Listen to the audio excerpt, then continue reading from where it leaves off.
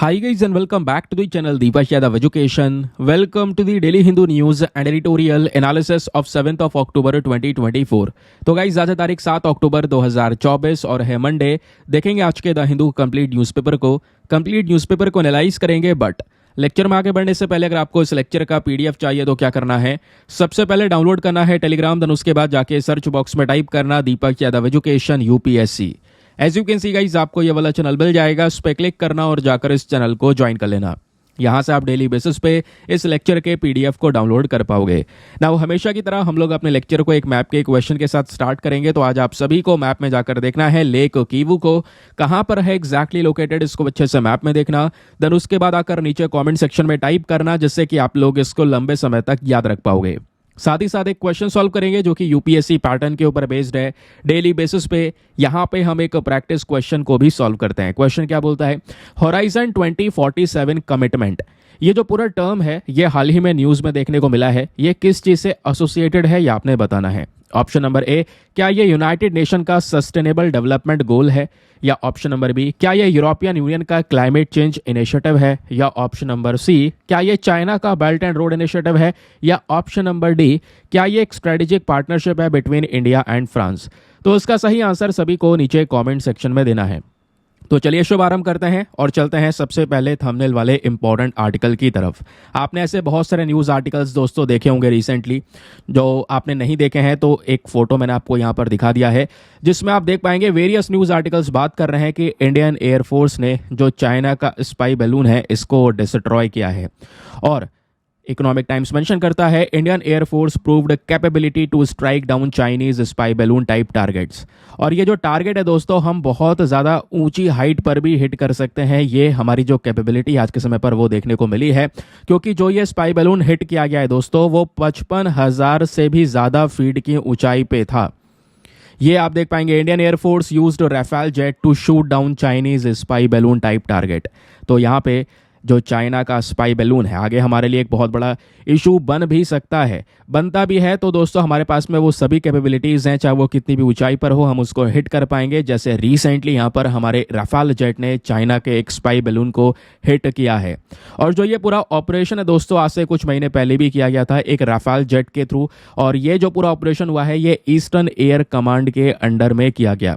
Now examination के point of view से कुछ बेसिक फैक्ट्स दोस्तों हमें यहाँ पे ध्यान में रखने होंगे, क्योंकि सबसे पहली चीज हम लोग प्रिपरेशन कर रहे हैं एग्जामिनेशन की। तो ये जो स्पाई बैलून्स होते हैं ये एग्जैक्टली होते क्या हैं, कितना बड़ा खतरा हो सकता है, पहले हमें यह समझना होगा। ये जो बैलून है ना, जैसे नॉर्मल गुब्बारा होता है वैसे नहीं दिखाई पड़ता, ऐसा दिखाई देता है जैसा आप ये फोटो में देख पाओगे, है ना।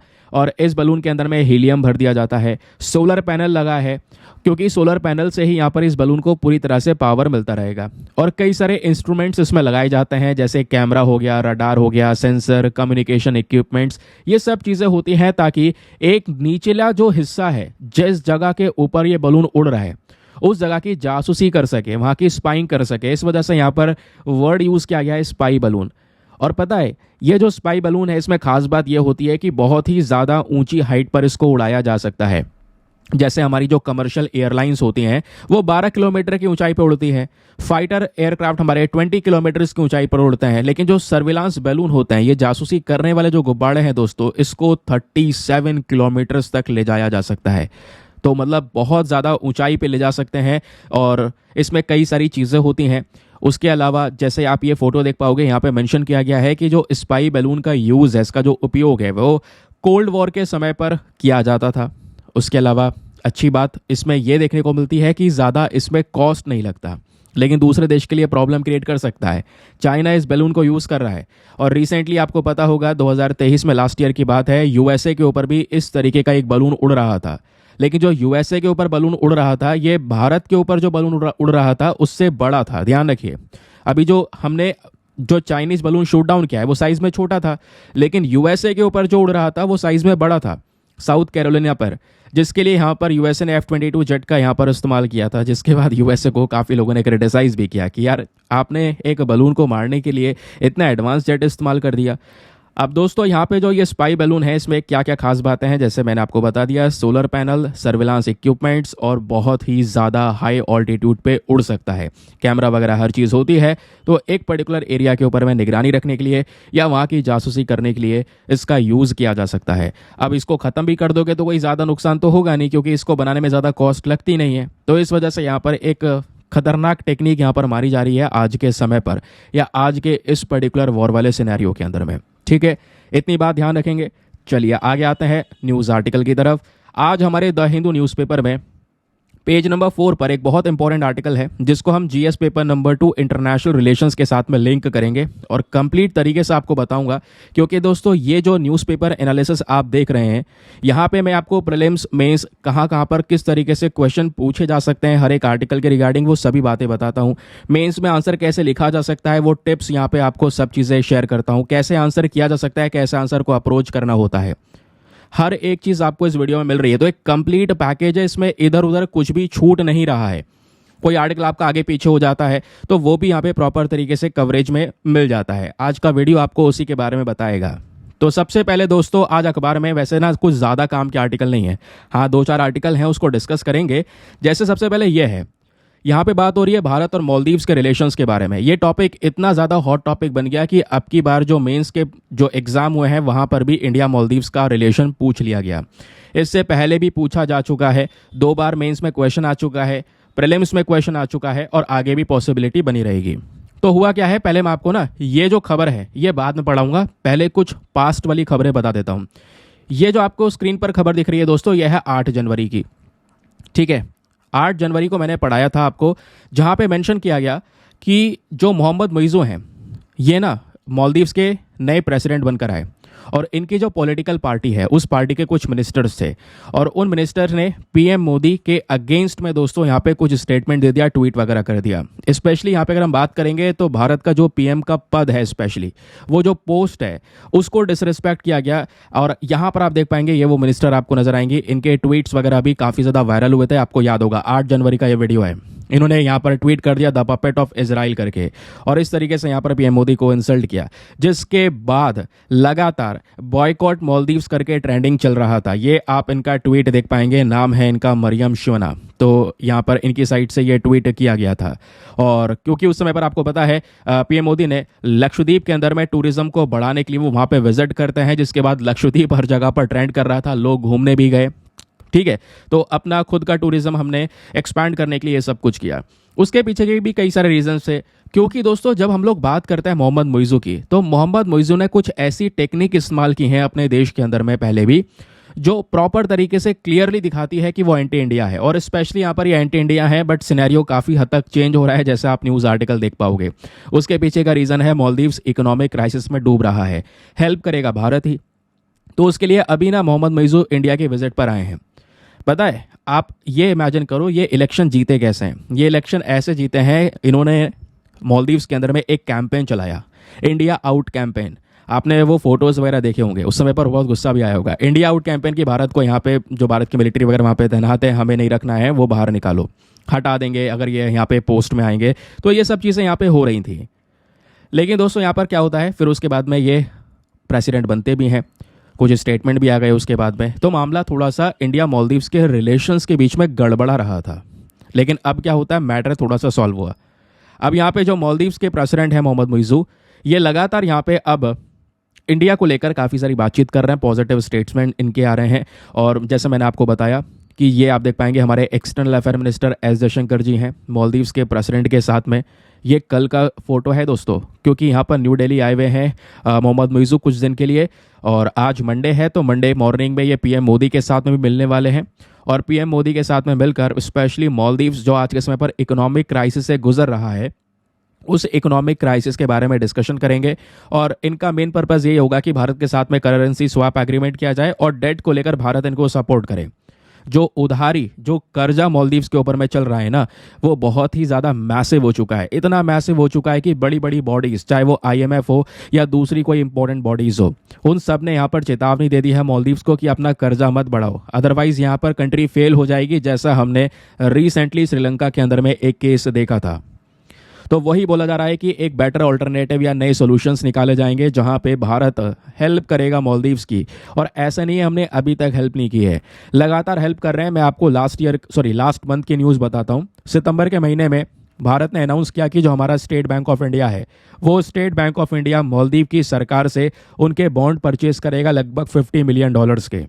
इतना ही नहीं, उसके बाद यहाँ पर इनकी डिमांड है कि जो डेट वगैरह है उसके ऊपर में आज के समय पर थोड़ा काम किया जाए, जो उधार वगैरह है वो दिया जाए। चाइना से इन्होंने बहुत सारा उधार लिया है, लेकिन चाइना से जो उधार लिया है वहाँ पे चाइना ने इनको माफ़ कर दिया है थोड़े समय के लिए। चाइना बोल रहा है कि ठीक है, आप आराम से आने वाले 5 साल में ये डेट हमारा चुका देना। फिर उसके बाद दोस्तों 8 अक्टूबर की जो तारीख है, यानी कि आप यहाँ पर देख पाएंगे कल वाली डेट होगी, उस समय पर मालदीव्स को बहुत सारी पेमेंट्स करनी भी हैं। तो मालदीव्स के जो फॉरेक्स रिजर्व है, वो फॉरेक्स रिजर्व बढ़ने की बजाय बहुत घट गया है। फॉरेक्स रिजर्व इनके पास में बहुत कम बचा है। जितने भी क्रेडिट रेटिंग एजेंसी है, चाहे वो मूडीज़ हो, चाहे वो फिच बॉडी हो, इन सब ने मिलकर यहाँ पे मालदीव्स का जो पूरा क्रेडिट रेटिंग है उसको डाउन कर दिया है, जिसकी वजह से यहाँ पर जो इन्वेस्टर है वो यहाँ पे इन्वेस्ट भी नहीं करेगा। एक बार को डरेगा कि यार ये कंट्री फेल हो जाएगी तो आने वाले समय पर प्रॉब्लम्स हो जाएंगी। वही मैं आपको बता रहा था कि यहाँ का जो क्राइसिस है वो श्रीलंका की तरह हमको देखने को मिल सकता है। जैसे 2022 में भयंकर क्राइसिस हुए श्रीलंका में, लोग सड़कों पर उतर गए, है ना। ये सिनेरियोज हम लोगों ने देखा था। तो जो टेंशन्स हैं वो पहले काफ़ी ज़्यादा बड़ी हैं, लेकिन आज के समय पर टेंशन्स थोड़ा सा यहाँ पे सही हुए। जैसे मैंने आपको बताया, बॉयकॉट मालदीव्स भी हमने देखा इसी पूरे पर्टिकुलर सिनेरियो में जब से मोहम्मद मुइज़्ज़ू आए हैं, है ना। पीपल टू पीपल रिलेशंस भी थोड़े ख़राब हुए हैं सोशल मीडिया प्लेटफॉर्म पर, जैसा हमको देखने को मिला है। बट देखते हैं कैसा यहाँ पर सुधार होगा। बाकी आज ये पीएम मोदी से मिलेंगे, फिर उसके बाद में कुछ दिन रहने वाले हैं भारत में, आगरा, मुंबई, सभी जगह पर यहाँ ट्रैवल करने वाले हैं। वो कुछ डिटेल्स इस आर्टिकल में शेयर की गई हैं। एग्जामिनेशन के लिए वो हमारे लिए इंपॉर्टेंट नहीं है। तो अब दोस्तों यहाँ पर एग्जाम के लिए अगर आपको कुछ बेसिक चीज़ें पढ़नी है तो सबसे पहले मालदीव्स के बारे में पढ़ना होगा। कहाँ पर है मालदीव्स? भारत का पड़ोसी देश है। ये आप देख पाएंगे, ये इंडिया का बिल्कुल सदर्न टिप आपको नजर आएगा। ये है श्रीलंका और ये है दोस्तों यहाँ पे मालदीव्स। मालदीव्स की जब बात करते हैं तो कुछ बेसिक फैक्ट्स ध्यान रखिए। ये 4 लाइनें, थोड़ा सा इसके बारे में ध्यान रखिएगा। मालदीव्स कोई एक छोटा सा या कह सकते हैं बड़े साइज का एकलौता आइलैंड नहीं है। मालदीव्स जो है एक एटोल है, छोटे छोटे आइलैंड का ग्रुप है। ठीक है, अप्रॉक्सीमेटली 1200 छोटे छोटे आइलैंड्स आपको देखने को मिलेंगे। ये सब छोटे छोटे आइलैंड्स हैं, सबके नाम अलग अलग आपको यहाँ पर ये देखने को मिल जाएंगे। छोटे छोटे एटोल्स आपको नजर आएंगे। और इसका जो यहाँ पर एक बड़े साइज का आइलैंड है, इसकी यहीं पर मालदीव्स की कैपिटल है जिसको बोलते हैं माले। ठीक है, तो कैपिटल सिटी मालदीव्स की माले है। बाकी मालदीव्स कहाँ पर है? इंडियन ओशन में प्रेजेंट है। सिंपल सी बात है यार, ये देखो, ये हमारा इंडियन ओशन ही है। यहाँ पे मालदीव्स है, यहाँ से यहाँ तक पूरी तरह से फैला हुआ है छोटे छोटे आइलैंड्स में। ऐसे 1200 आइलैंड्स हैं यहाँ पर। मालदीव्स का जो पूरा लैंड एरिया है दोस्तों, वो 300 स्क्वायर किलोमीटर से भी छोटा है। बहुत कम पॉपुलेशन वाला यहाँ पर आपको ये कंट्री देखने को मिलेगा, जो आने वाले समय पर बहुत प्रॉब्लम भी फेस कर सकता है। क्यों पता है? क्लाइमेट चेंज एक बड़ा मुद्दा आज के समय पर बन चुका है। क्लाइमेट चेंज क्या है? लगातार दोस्तों यहाँ पे टेम्परेचर बढ़ रहा है और गर्मी बढ़ने की वजह से जो हमारे ग्लेशियर्स वगैरह हैं वो मेल्ट हो रहे हैं, वो पिघल रहे हैं। ग्लेशियर्स पिघलने की वजह से समुद्र का जो सी लेवल है वो यहाँ पर इंक्रीज हो रहा है, समुद्र का स्तर बढ़ रहा है। समुद्र का स्तर बढ़ेगा तो मालदीव्स जैसे जितने भी छोटे छोटे आइलैंड्स हैं वो समुद्र में डूब जाएंगे। तो आने वाले समय पर सबसे बड़ा खतरा मालदीव्स के लिए यही है कि वो समुद्र में समा सकता है। ठीक है, क्योंकि यहाँ पर सी लेवल बढ़ेगा जैसे जैसे क्लाइमेट चेंज बढ़ेगा। तो इनको आज के समय पर ये भी प्रॉब्लम है, क्योंकि यहाँ पर ये जो आइलैंड्स है ना, ये लो लाइंग एटोल से, ध्यान रखिए, बहुत ही ज़्यादा निचले स्तर पर आज के समय पर है। काफ़ी हद तक जगह जो है वो ऑलरेडी समुद्र के अंदर में जा चुकी है, क्योंकि स्तर बढ़ रहा है तो धीरे धीरे वो आइलैंड उसी में ही समाता चला जाएगा। और ये जो प्रॉब्लम्स हैं आने वाले समय पर बड़ी प्रॉब्लम बनकर आएगी दोस्तों। फिलहाल अभी के लिए यहाँ पे थोड़ा सा आपको भारत और मालदीव्स के संबंध के बारे में बेसिक फैक्ट पता होना चाहिए। जैसे दोनों देशों के बीच में जो डिफेंस कॉपरेशन है, वो डिफेंस कॉपरेशन इतना बड़ा है कि एक अभ्यास भी दोनों देश करते हैं और उस अभ्यास का नाम है एक्विवेरिन। नाम ध्यान रखिएगा, क्वेश्चन बन जाता है। फिर दोस्ती एक कथा करके यहाँ पर एक अभ्यास है और ऑपरेशन शील्ड अभ्यास की शुरुआत होती है 2021 में। तो दोनों के देशों के जो यहाँ पर आर्म्ड फोर्सेस है, इनके बीच में यह अभ्यास होता है। ठीक है, बाकी यहाँ पे दोस्तों मालदीव्स का जो नेशनल डिफेंस फोर्स है या इनकी और भी जो डिफेंस ट्रेनिंग की रिक्वायरमेंट वगैरह वो भारत पूरी करता है। भारत ने इनको ट्रेनिंग दी है। बाकी रिहेबिलिटेशन सेंटर की बात करेंगे तो कई सारे कॉन्ट्रैक्ट साइन करे गए, कई सारे प्रोजेक्ट्स भारत ने मालदीव्स में ऑलरेडी लगाए हैं। और आज जो डिस्कशन होगा, आज जो मीटिंग होगी पीएम मोदी और मुइज़्ज़ू के बीच में, उसमें भी बहुत सारे प्रोजेक्ट्स को लेकर डिस्कशन होगा। नो डाउट बड़े बड़े एग्रीमेंट्स यहाँ पे साइन होने वाले हैं। इतना ही नहीं, फिर बात आती है इकोनॉमिक कॉपरेशन के अंदर में। तो ध्यान रखिए, मालदीव की जो टोटल इकोनॉमी है, पूरी इकोनॉमी टूरिज्म पे ही डिपेंडेंट है। लोग घूमने जाते हैं वहाँ पे तो पैसा खर्चते हैं, उसी से उनका इकोनॉमी चल रहा है। लोग घूमना यहाँ पर जाना बंद कर देंगे, इकॉनमी बहुत ज़्यादा क्राइसिस में आएगी, जैसा कोविड में हम लोगों ने देखा भी। समझ गए। इंडिया जो है मालदीव्स का थर्ड लार्जेस्ट ट्रेड पार्टनर बनकर आया 2021 के अंदर में। ठीक है, उसके बाद यहाँ पर दोस्तों कई सारी कंपनीज है भारत की जिन्होंने बड़े बड़े इंफ्रास्ट्रक्चर प्रोजेक्ट्स मालदीव्स के अंदर में लगाए हैं। इनके आइलैंड्स के बीच में जो गैप है उन गैप को कम करके उन आइलैंड्स को जोड़ने का काम भी किया है, मतलब कि पुल वगैरह ब्रिज वगैरह बनाकर। इतना ही नहीं, फिर बात आती है इंफ्रास्ट्रक्चर प्रोजेक्ट की। यहाँ पर आप देख पाएंगे जो मोहम्मद मुइज़्ज़ू है ना, ये थोड़ा सा प्रो चाइना भी देखने को मिलेंगे। रिसेंटली चाइना वगैरह में भी गए थे जब ये इलेक्शन जीत कर आए, तो सबसे पहले चाइना में गए, फिर टर्की में गए, देन उसके बाद यहाँ पर अभी के समय पर ये इंडिया में। खैर, अब जो भी चीज़ें चल रही हैं वो हमारे सामने ही हैं। और भी कई सारे जो प्रोजेक्ट्स हैं जो भारत ने बनाया है, जैसे एग्जाम्पल ये आप देख पाएंगे national college for policing and law enforcement. ये जो कॉलेज है ये भारत के एक्सटर्नल अफेयर मिनिस्टर के थ्रू ही इनॉग्रेट किया गया था साल 2022 में। तो ये प्रोजेक्ट भी भारत ने लगाए। तो मालदीव्स में इतने सारे प्रोजेक्ट्स इंडिया ने ही लगाए हुए हैं। और एक सबसे बड़ा प्रोजेक्ट जिसका नाम है ग्रेटर माले कनेक्टिविटी प्रोजेक्ट, ये अभी तक का मालदीव्स का सबसे बड़ा इंफ्रास्ट्रक्चर प्रोजेक्ट है, जहां पे ये कई सारे आइलैंड्स को जोड़ने का काम कर रहे हैं एक ब्रिज के माध्यम से। तो ये जो आइलैंड जोड़ने का काम कर रहे हैं इसके लिए पैसा चाहिए ना बहुत सारा। तो इसमें दोस्तों 6.7 किलोमीटर का लंबा ब्रिज बनाया जा रहा है जो यहाँ पे मालदीव्स के कई सारे आइलैंड्स को जोड़ेगा। ये सभी नाम यहाँ पे लिखे हुए हैं और ये सभी आपको क्लियरली फोटो में भी दिखाई पड़ रहे हैं। इस प्रोजेक्ट में $100 मिलियन का और प्लस लाइन ऑफ क्रेडिट हम लोगों ने $400 मिलियन का प्रोवाइड करवाया। तो अगेन ये एक बड़ा प्रोजेक्ट था और इंडिया ने यहाँ पर अगेन एक बहुत बड़ी हेल्प करी मालदीव्स की। लेकिन प्रॉब्लम यही है कि आने वाले समय पर या अभी के समय पर भी हम देख सकते हैं चाइना एक बड़ी समस्या बनकर आया है। और स्पेशली जो भी लीडर यहाँ पे मालदीव्स में बनकर आएगा, अगर यहाँ पर वो प्रो चाइना होगा तो दिक्कत होगी। जैसे इनसे पहले यहाँ पर जो सोली साहब थे, जो प्रेसिडेंट थे, वो प्रो चाइना नहीं थे, वो प्रो इंडिया थे। उनके समय पर ऐसा कुछ नहीं हुआ जैसे आज के समय पर मालदीव्स को लेकर भारत के रिलेशंस थोड़े से डगमगा गए थे। अब बात ये आती है कि चाइना का बहुत सारा इन्वेस्टमेंट भी है इंडियन ओशन में। चाइना तो आप मौका दे दो बस, खाली चाइना लगातार इन्वेस्टमेंट करेगा।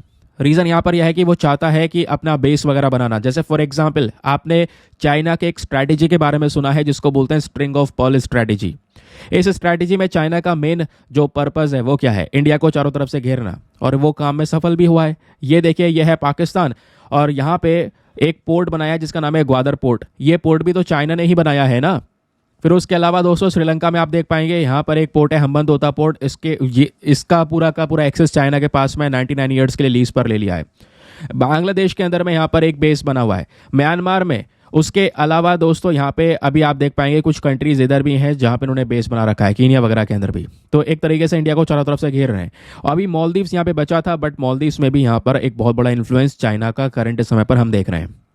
तो हम मालदीव्स के साथ में सही ही करेंगे। रीज़न यहाँ पर यह है कि हम नहीं चाहते चाइना का एक्सपेंशन हो। मालदीव्स को सपोर्ट की ज़रूरत है, बिल्कुल दिया जाना चाहिए। रीज़न यह है अगर नहीं मिलेगा तो वो चाइना की साइड जाएगा और चाइना की साइड जब झुकाव होगा तो चाइना इनके देश में आकर बैठेगा, आगे हमारे लिए प्रॉब्लम्स को क्रिएट करेगा। समझ गए। तो इंडिया का कंसर्न यहाँ पर सबसे बड़ा यही है कि भाई चाइनीज़ एक्सपेंशन आपको देखने को मिलेगा, इंडियन ओशन में इसका प्रेजेंस ग्रो हो रहा है और कुछ कंट्रीज़ के जो डेवलपमेंटल इशूज़ हैं वो यहाँ पर देखने को मिल जाएंगे। फिर अगर पॉलिटिकल डेवलपमेंट्स की बात करेंगे तो जैसे मैं आपको बताया कि मालदीव्स के अंदर में जो पहले वाले प्रेसिडेंट थे इब्राहिम मोहम्मद सोली, तो ये कहीं ना कहीं इंडिया की साइड में ज़्यादा प्रो थे। इनका इंक्लिनेशन इंडिया की तरफ देखने को मिलता था। इनकी बहुत अच्छी फॉरेन पॉलिसीज़ भारत को लेकर हुआ करती थी, अपने इन्होंने रिलेशंस मेंटेन कर रखे थे। बट करंट समय पर जो सिनेरियोज हैं वो काफ़ी ज़्यादा बिगड़ गए हैं। मालदीव्स की ज्योग्राफी के बारे में ऑलरेडी मैं डिस्कशन कर चुका हूँ। एक इंपॉर्टेंट यहाँ पे आपको कंट्री देखने को मिलेगा, इंपॉर्टेंट प्लेस पर है, बहुत सारा व्यापार होता है उस रीजन से, इंडियन ओशन के बीचों बीच में यहाँ पर वो स्थित है। तो किसी भी देश को एक एक्सेस मिलेगा, बेस मिलेगा, तो समझो एक बड़े रीजन में यहाँ पर उसका एक कंट्रोल देखने को मिल सकता है। समझ गए।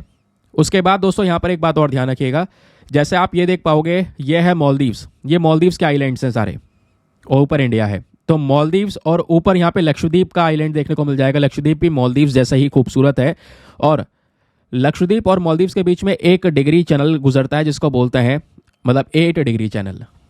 फिर उसके बाद यहीं पर आपको 9 डिग्री चैनल भी देखने को मिलेगा। तो आपसे अगर क्वेश्चन बने लक्षद्वीप और मिनिकॉय के बीच में कौन सा डिग्री चैनल है, कौन से डिग्री चैनल के माध्यम से ये दोनों सेपरेट होते हैं, तो वो है 9 डिग्री चैनल। फिर आपसे सवाल बन जाए मिनिकॉय और मालदीव्स के बीच में यहाँ पर कौन सा डिग्री चैनल जाता है, तो वो है 8 डिग्री चैनल। ये बात ध्यान रखिए, 8 डिग्री चैनल सेपरेट कर देता है भारत के मिनिकॉय। मिनिकॉय बेसिकली हमारे लक्षद्वीप का ही हिस्सा है। तो मालदीव्स और मिनिकॉय का हिस्सा कैसे अलग होता है, 8 डिग्री चैनल से। समझ गए। और ऐसे दोस्तों अंडमान सी और निकोबार, अंडमान आइलैंड और निकोबार आइलैंड के बीच में एक डिग्री चैनल जाता है, उसको बोलते हैं 10 डिग्री चैनल। ये ध्यान रखिए। 8, 9, 10 डिग्री चैनल कहाँ कहाँ पर है, फिर से रिवाइज करते हैं, बहुत इंपॉर्टेंट है, इसलिए मैं जोर दूंगा वापस से ताकि आपके दिमाग में ये बैठे। जब बात करते हैं 8 डिग्री चैनल की तो वो मिनिकॉय और मालदीव्स को डिवाइड करता है। 9 डिग्री चैनल की बात करेंगे तो हमारे लक्षद्वीप और मिनिकॉय को डिवाइड करता है। 10 डिग्री चैनल की बात करेंगे तो वो अंडमान और निकोबार के बीच में है। कल मैंने आपको ये पढ़ाया भी था जब मैंने शोम्पन ट्राइब के बारे में डिस्कशन किया था। अब आप सोच रहे होंगे ऐसा मैं क्यों कर रहा हूँ, उसके पीछे का रीजन है यूपीएससी यहाँ से सवाल पूछ सकता है आप लोगों से। जैसे यहाँ पर आप देखेंगे 2014 में ये क्वेश्चन आपसे पूछा गया था। क्वेश्चन ये था कि which one of the following pair of island is separated from each other by the 10 degree channel. 10 degree वाले चैनल से बताइए कौन से दो आइलैंड सेपरेट होते हैं। अभी तो पढ़ा था अंडमान एंड निकोबार आइलैंड, कल भी आपको पढ़ाया था बहुत डिटेल से जब शोम्पन ट्राइब के बारे में डिस्कशन किया था। यह है अंडमान आइलैंड, यह है निकोबार आइलैंड, बीच में से जाता है 10 डिग्री चैनल। ठीक है, तो क्वेश्चन की पॉसिबिलिटी आज 10 डिग्री चैनल पूछ लिया, कल 9, 8 कोई भी पूछा जा सकता है, क्योंकि यहाँ पर ये कंट्रीज लगातार चर्चाओं में है। और इतना ही नहीं दोस्तों, यूपीएससी ने मेंस में भी यहाँ से सवाल पूछे हुए हैं। सवाल आप देखिए कि what do you understand by the string of pearl strategy. String of pearl strategy क्या है, अभी क्लियरली मैंने आपको समझाया कैसे भारत को ये इंपैक्ट कर सकती है, कैसे हमें यहाँ पर स्टेप्स लेने चाहिए, इंडिया के थ्रू कौन कौन से स्टेप्स लिए गए हैं इस मामले को काउंटर करने के लिए। 2013 का क्वेश्चन है ये। फिर इतना ही नहीं, दूसरा सवाल यहाँ पर आप देख पाएंगे, आपको ये बताना है पिछले 2 सालों में कौन कौन से पॉलिटिकल डेवलपमेंट्स हुए मालदीव्स के अंदर में, क्या वो भारत के लिए चिंता का विषय हो सकते हैं या नहीं। अगेन 2013 का क्वेश्चन। और अभी 2023 में भी भारत मालदीव्स के संबंध डिस्कस करे गए थे। मैंने पूरा मेंस का पेपर एनालाइज करके यार यूट्यूब पे डाल रखा है, तो समझ रहे हो इंपॉर्टेंस बहुत ज़्यादा है। तो आर्टिकल जो आपने पढ़ा है ना, इसके अंदर इनफ इन्फॉर्मेशन है जिससे आप बढ़िया मेंस का क्वेश्चन लिख सकें, या प्रीलिम्स में कोई क्वेश्चन आए तो उसको अटेम्प्ट कर सकें। अब देखिए और भी कई सारे एक्सपेक्टेड प्रश्न हो सकते हैं, कैसे सवाल बन सकता है, आइए मैं आपको थोड़ा सा उसके बारे में भी बता देता हूँ। जैसे यहाँ पे आपसे सवाल बन सकता है, मालदीव्स को लेकर 4 स्टेटमेंट दिए गए हैं, बताइए चारों में से कौन सा स्टेटमेंट सही है। ये आप सभी लोगों के लिए प्रश्न है, इसको अटेम्प्ट कीजिएगा। ठीक है, सबसे पहला बोला जाता है कि जो मालदीव्स है इसमें टोटल 1200 आइलैंड्स हैं, जो कैपिटल सिटी है वो है माले। मालदीव्स इंडियन ओशन में है। मालदीव्स का जो लैंड एरिया है दोस्तों वो 300 स्क्वायर किलोमीटर से भी कम है। बताओ चारों में से कौन कौन सा स्टेटमेंट सही है। Option number A 1, 2, 3 only, option number B चारों सही है, ऑप्शन नंबर सी 2 एंड 4, या फिर option number D 1 and 3 only. जल्दी से वीडियो पॉज करो, इसका आंसर नीचे कमेंट सेक्शन में दो, फिर मैं आपको इसका आंसर बताता हूँ। ठीक है, दे दिया आंसर, लिख देना नीचे कमेंट सेक्शन में दोस्तों, लिख दोगे तो ज़्यादा यहाँ पर अच्छी तरीके से याद रहेगा। ठीक है, चलिए अब देखिए इसका जो करेक्ट आंसर हमारा होना चाहिए वो क्या होना चाहिए। चारों के चारों सही है यार। ऑप्शन नंबर बी अभी तो हमने पढ़ा था, यही इसलिए मैंने डायरेक्टली मेंशन कर रखा था, तो चारों यहाँ पर करेक्ट आंसर है। क्वेश्चन बन सकता है, प्लेसेस इन न्यूज़ यूपीएससी का फेवरेट टॉपिक है। फिर एक प्रो क्वेश्चन को डिस्कस करते हैं, और ये क्वेश्चन दोस्तों आंसर तो आपने देख लिया है, चलो कोई बात नहीं। क्वेश्चन यह है, मालदीव्स आज के समय पर बहुत ही ज़्यादा प्रॉब्लम में है या वल्नरेबल है। मालदीव्स को एक बहुत बड़ा खतरा देखने को मिल सकता है क्लाइमेट चेंज को देखते हुए, और वो खतरा यहाँ पर क्या होगा। क्या मालदीव्स का जो एलिवेशन है अबव सी लेवल है। मालदीव्स आज के समय पर क्लाइमेट चेंज के प्रति यहाँ पे कह सकते हैं बहुत बड़ा खतरा फेस कर सकता है। क्यों मालदीव्स का मतलब स्तर जो है क्या समुद्र से ऊपर है इसलिए खतरा होगा। भाई ऐसा कोई चीज़ है क्या, समुद्र से ऊपर है, सी लेवल से ऊपर है तो क्या खतरा होगा, कोई खतरा नहीं होने वाला। क्या मालदीव्स की ज्योग्राफिकल लोकेशन पैसिफिक ओशन में इसलिए कोई खतरा होगा। भाई इससे क्लाइमेट चेंज से क्या लेना देना। फिर उसके बाद थर्ड बोलता है क्योंकि मालदीव्स लो लाइंग एटोल्स हैं, जो आइलैंड्स हैं वो थोड़े से डाउनवर्ड साइड में आपको देखने को मिलेंगे। हाँ ये बड़ी प्रॉब्लम हो सकती है क्योंकि ये डाउनवर्ड साइड में है, तो आने वाले समय पर क्लाइमेट चेंज की वजह से सी लेवल बढ़ेगा। सी लेवल बढ़ेगा तो इससे दोस्तों यहाँ पर जो समुद्र है वो पूरी तरह से उस पूरे आइलैंड को डुबा देगा। समझ गए, तो इस वजह से सी वाला सही है। यहाँ पे बहुत सारे कंफ्यूजन हो सकते हैं, लेकिन इस कंफ्यूजन को दूर कर लेना, दूसरे वाले पे भी लगा सकते हैं। इसकी लोकेशन पैसिफिक ओशन में, पैसिफिक ओशन में कहाँ है यार, इंडियन ओशन में है उसकी लोकेशन, है ना। यह एक्सटेंसिव कोस्ट लाइन है ऐसा कुछ भी नहीं है, ध्यान रखना। लो लाइंग एटोल्स एक मेन कारण है सबसे बड़ी दिक्कत का। क्लियर हो गया। चलिए आगे आते हैं नेक्स्ट न्यूज़ आर्टिकल की तरफ। अगला आर्टिकल पे आने से पहले एक इंपॉर्टेंट इन्फॉर्मेशन, अगर आप लोग हमारे पेड ग्रुप्स को ज्वाइन करना चाहते हैं, आपके पास में बढ़िया मौका है इसको ज्वाइन करने के लिए। यहाँ पर आपको डेली बेसिस पे करंट नोट्स के पीडीएफ वगैरह प्रोवाइड करवाए जाते हैं। फॉर एग्जांपल जैसे हमने जो भी चीज़ें डिस्कस की हैं वो सब एक प्रॉपर से पीडीएफ में कंपाइल करके दिया जाता है। एक ऐसा पीडीएफ जिसका प्रिंट आउट वगैरह आप निकलवा सकते हैं, एक ऐसा पीडीएफ जो हिंदी इंग्लिश दोनों भाषाओं में प्रोवाइड करवाया जाता है। एक ऐसा ग्रुप मिल जाता है जहाँ पे आपका करंट अफेयर का सभी कंटेंट सिक्योर हो जाता है। आज मैंने नोट्स बनाए नहीं बनाए, सारी टेंशन आपकी खत्म हो जाती है, क्योंकि डेली वहाँ पे नोट्स अपलोड होते हैं, चाहे कुछ हो ना हो डेली अपलोड हो रहे हैं। और इस ग्रुप को ज्वाइन करने का जो फी पेमेंट है वो बहुत ही मिनिमम है, just 499 for the lifetime access. जब तक आपका सिलेक्शन ना हो जाए तब तक आप 499 में इस ग्रुप को ज्वाइन करके रख सकते हैं। और ज्वाइन करने के लिए क्या करना है, व्हाट्सएप पर जाना। यहाँ पर आपको एक नंबर दिया गया है 8534873368। इस नंबर पर मैसेज कर देना कि हाँ I want to join this group. वहाँ पे आपको रिप्लाई मिलेगा, पेमेंट का प्रोसेस दिया जाएगा और उससे ज़्यादा इंपॉर्टेंट आपको डेमो वीडियो का लिंक भी मिलेगा।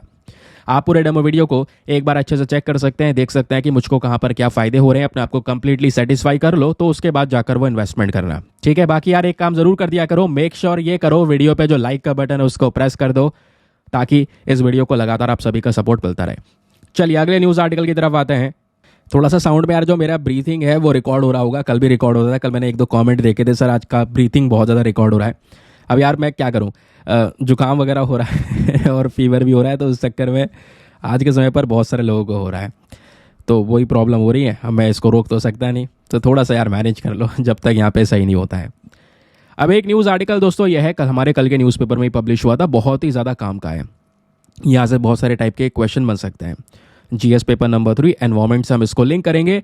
यहाँ पे बोला जा रहा है भारत का जो एनर्जी डिमांड है ये 2025 तक ट्रिपल हो सकता है, 3 गुना हो सकता है। ये बात वुड मैकेंजीज विडवर्थ की साइड से मेंशन की गई है।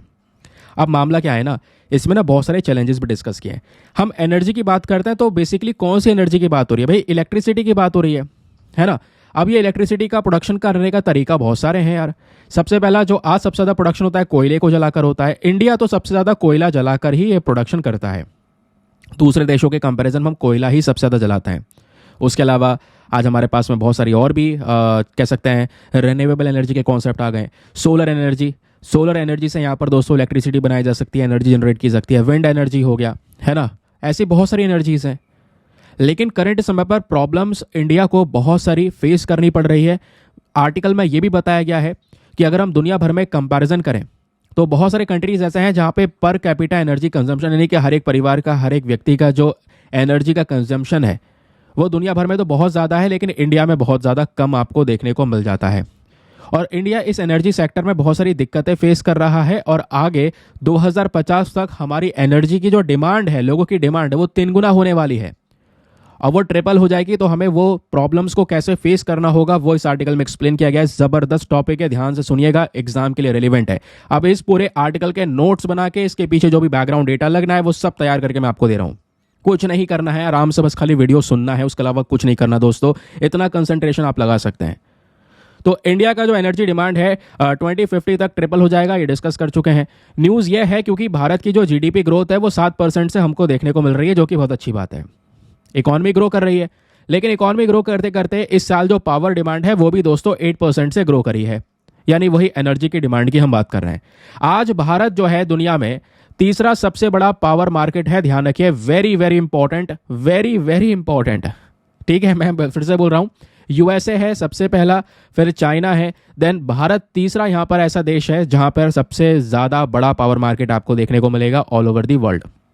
इंडिया में जो एनर्जी डिमांड है वो धीरे धीरे बढ़ती चली जाएगी, 2050 तक 3 गुना यहाँ पर देखने को मिलने वाली है। लेकिन क्वेश्चन यह है कि दुनिया भर में जो एनर्जी का ट्रांजिशन हुआ है उसमें भारत का जो बढ़ता हुआ रोल वो क्या है, पहले ये डिस्कस करते हैं। देखिए, इंडिया की जो इकॉनमी है वो यूके और फ्रांस को तो पीछे छोड़ चुकी है। आज हम लोग 5th सबसे बड़ी लार्जेस्ट इकॉनमी बन चुके हैं और हम लोग लगातार ट्रैक पर चल रहे हैं कि आने वाले 5 से 10 सालों के अंदर में हम जर्मनी और जापान को भी पीछे छोड़ेंगे, उनको भी ओवरटेक करेंगे। हमारा मेन पर्पस है दुनिया की 3rd या 2nd लार्जेस्ट इकॉनमी बनकर आना। लेकिन 2030 तक इंडिया का एक एक्सपेक्टेशन ये भी है कि हमें लगभग 200 गीगावाट तक का solar and wind energy capacity चाहिए होगा। देखिए, आने वाले समय पर जितनी भी हमारी एनर्जी की डिमांड बढ़ने वाली है उसमें हम लोग एक स्पेशल फोकस कर रहे हैं रिन्यूएबल एनर्जी के ऊपर में। अब रिन्यूएबल एनर्जी वो एनर्जी होती है जहाँ से कोई प्रदूषण नहीं हो रहा है, जैसे सोलर पैनल से ऊर्जा जनरेट कर ली गई सूर्य की ऊर्जा से, तो वो यहाँ पर एक रिन्यूएबल एनर्जी हो गया। विंड एनर्जी हो गया जो विंड मिल के माध्यम से जनरेट की जाती है। आने वाले समय पर सबसे ज़्यादा एनर्जी जो रिन्यूएबल एनर्जी हम जनरेट कर रहे होंगे वो सोलर एनर्जी से ही जनरेशन होगा, ये भी ध्यान रखिए। और इंडिया आज दूसरा सबसे बड़ा सोलर मॉड्यूल मैन्युफैक्चरर का कह सकते हैं एक 2nd लार्जेस्ट मार्केट देखने को मिल जाएगा। और दुनिया भर में हम यहाँ पर कह सकते हैं कि इसमें रूल कर रहे हैं सोलर मॉड्यूल मैन्युफैक्चरिंग के मामले में। लेकिन जब बात आती है कोयले और न्यूक्लियर एनर्जी के मामले में, ध्यान रखिए कितनी भी तेजी से हम लोग रिन्यूएबल एनर्जी की तरफ बढ़ रहे हो, दुनिया भर में आप देख पाएंगे तो दुनिया भर में भी सोलर एनर्जी का कॉन्सेप्ट अपनाया गया है। सोलर एनर्जी को ज़्यादा बढ़ावा मिल रहा है, विंड एनर्जी का ज़्यादा बढ़ावा मिल रहा है, क्योंकि इससे जो एनर्जी प्रोड्यूस हो रही है उसके पीछे कोई प्रदूषण नहीं हो रहा। लेकिन जो कोयले से हम बिजली का उत्पादन कर रहे हैं, जब कोयले को जलाएंगे तो उससे बहुत सारा पॉल्यूशन हो रहा है और वो पॉल्यूशन में बहुत सारी हार्मफुल गैसेस रिलीज हो रही हैं। तो भले ही यहाँ पर हम भी रिन्यूएबल एनर्जी पे काम कर रहे हैं, लेकिन उसके बावजूद भी सबसे बड़ा चैलेंज भारत के सामने यह है, आज भी दोस्तों इंडिया की जो टोटल एनर्जी की डिमांड है उसका 70% डिमांड केवल और केवल कोयले से ही आता है। 70%, बहुत बड़ा अमाउंट है ये। और 2030 तक अगर हम देखेंगे तो इंडिया के पास में 50 गीगावाट तक की एनर्जी कोयले से आ रही होगी और 10 गीगावाट तक की एनर्जी न्यूक्लियर कैपेसिटी की वजह से आती होगी, ये इस रिपोर्ट ने बताया है। तो एनर्जी ट्रांजिशन हुआ है और हो भी रहा है, लेकिन प्रॉब्लम्स हमारे सामने यही है कि हम आज भी कोयले का उपयोग सबसे ज़्यादा कर रहे हैं, जबकि दूसरे देश को देखेंगे दुनिया में तो उनका कोयले का उपयोग कम है, वो दूसरे एनर्जीज को ज़्यादा डेवलप कर चुके हैं। तो इंडिया को यहाँ पर एक बड़े ट्रांजिशन की एक और आवश्यकता है, नहीं तो फिर दोस्तों प्रेशर पड़ेगा हमारे ऊपर। प्रेशर पड़ता ही है कि आज इंडिया बड़ा पोल्यूटर है चाइना अमेरिका के साथ में, तो हमें पोल्यूशन रोकना होगा, क्लाइमेट चेंज को रोकना होगा, तो इसके लिए सोलर और विंड प्रोजेक्ट ज़्यादा से ज़्यादा लगाने होंगे। समझ गए? तो ये हमारे लिए एक चैलेंज होने वाला है और दुनिया भर की जो एनर्जी डिमांड है वो भी बढ़ने वाली है आने वाले समय पर। तो इसके लिए बैटरीज बहुत ज़्यादा ज़रूरी हो जाएंगी। बैटरीज के अंदर में एनर्जी स्टोर करना बहुत ज़्यादा ज़रूरी होगा, क्योंकि इंडिया का दोस्तों इलेक्ट्रिक मोबिलिटी सेक्टर की अगर हम बात करेंगे तो वो ग्रो कर रहा है, लेकिन थोड़ा समय लगेगा। इसके लिए बहुत सारी स्कीम्स वगैरह गवर्नमेंट लेकर आ चुकी है, जहाँ पे हमारा मेन पर्पस है कि हम बैटरी के अंदर में ज़्यादा डेवलपमेंट कर सकें, बैटरी में स्टोर एनर्जी को स्टोर करके रख सकें, फिर उससे इलेक्ट्रिक व्हीकल्स वगैरह चलाए जाएंगे। जैसे फॉर एग्जांपल यहाँ पे एक अनुमान ये भी है कि 2035 तक जो लिथियम आयन बैटरी की डिमांड है वो भी एक्सपेक्टेड है कि आज जैसे 10 गीगावाट तक की यहाँ पर जो डिमांड देखने को मिलती है, आने वाले समय पर 200 गीगावाट तक की यहाँ पर जो डिमांड है वो देखने को मिल जाती है। गीगावाट आवर की बात हो रही है यहाँ पे। तो लिथियम आयन बैटरी की जो डिमांड है वो भी आने वाले समय पर इंक्रीज होगी और इसके लिए गवर्नमेंट ने कई सारे काम किए हैं, बहुत सारे इनिशिएटिव स्टार्ट किए हैं। बट प्रॉब्लम यही है कि आज हम लोग एक बड़े गैप से गुजर रहे हैं। गैप यह है कि हम कोयले से ज़्यादा एनर्जी जनरेट कर रहे हैं बाकी सारे एनर्जी के कंपैरिजन में। तो इसमें सुधार करने की बहुत बड़ी आवश्यकता है और अपने देश को आने वाले समय पर प्रॉब्लम से बचाने की यहाँ पर एक बहुत बड़ी आवश्यकता है। समझ गए? अब दोस्तों यहाँ से बहुत सारे क्वेश्चन भी बन सकते हैं, ध्यान रखिए।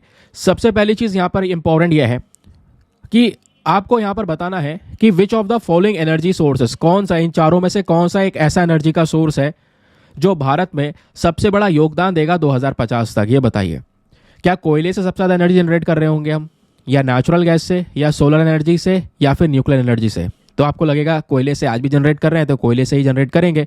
नहीं, रिपोर्ट का अनुमान यह है कि देखिए हम लोग कोयले से एनर्जी जनरेट आज के समय पर तो कर रहे हैं, लेकिन धीरे धीरे ये कम करना होगा। तो कम करते करते दोस्तों एक्सपेक्टेड कंट्रीब्यूशन यह है कि जो मोस्टली हम यूज़ करेंगे वो सोलर एनर्जी यूज़ करेंगे, क्योंकि सोलर एनर्जी के ऊपर लगातार काम चल भी रहा है। समझ गए? क्योंकि हमें रिन्यूएबल एनर्जी को आगे अपनाना पड़ेगा। तो option number C is the correct answer.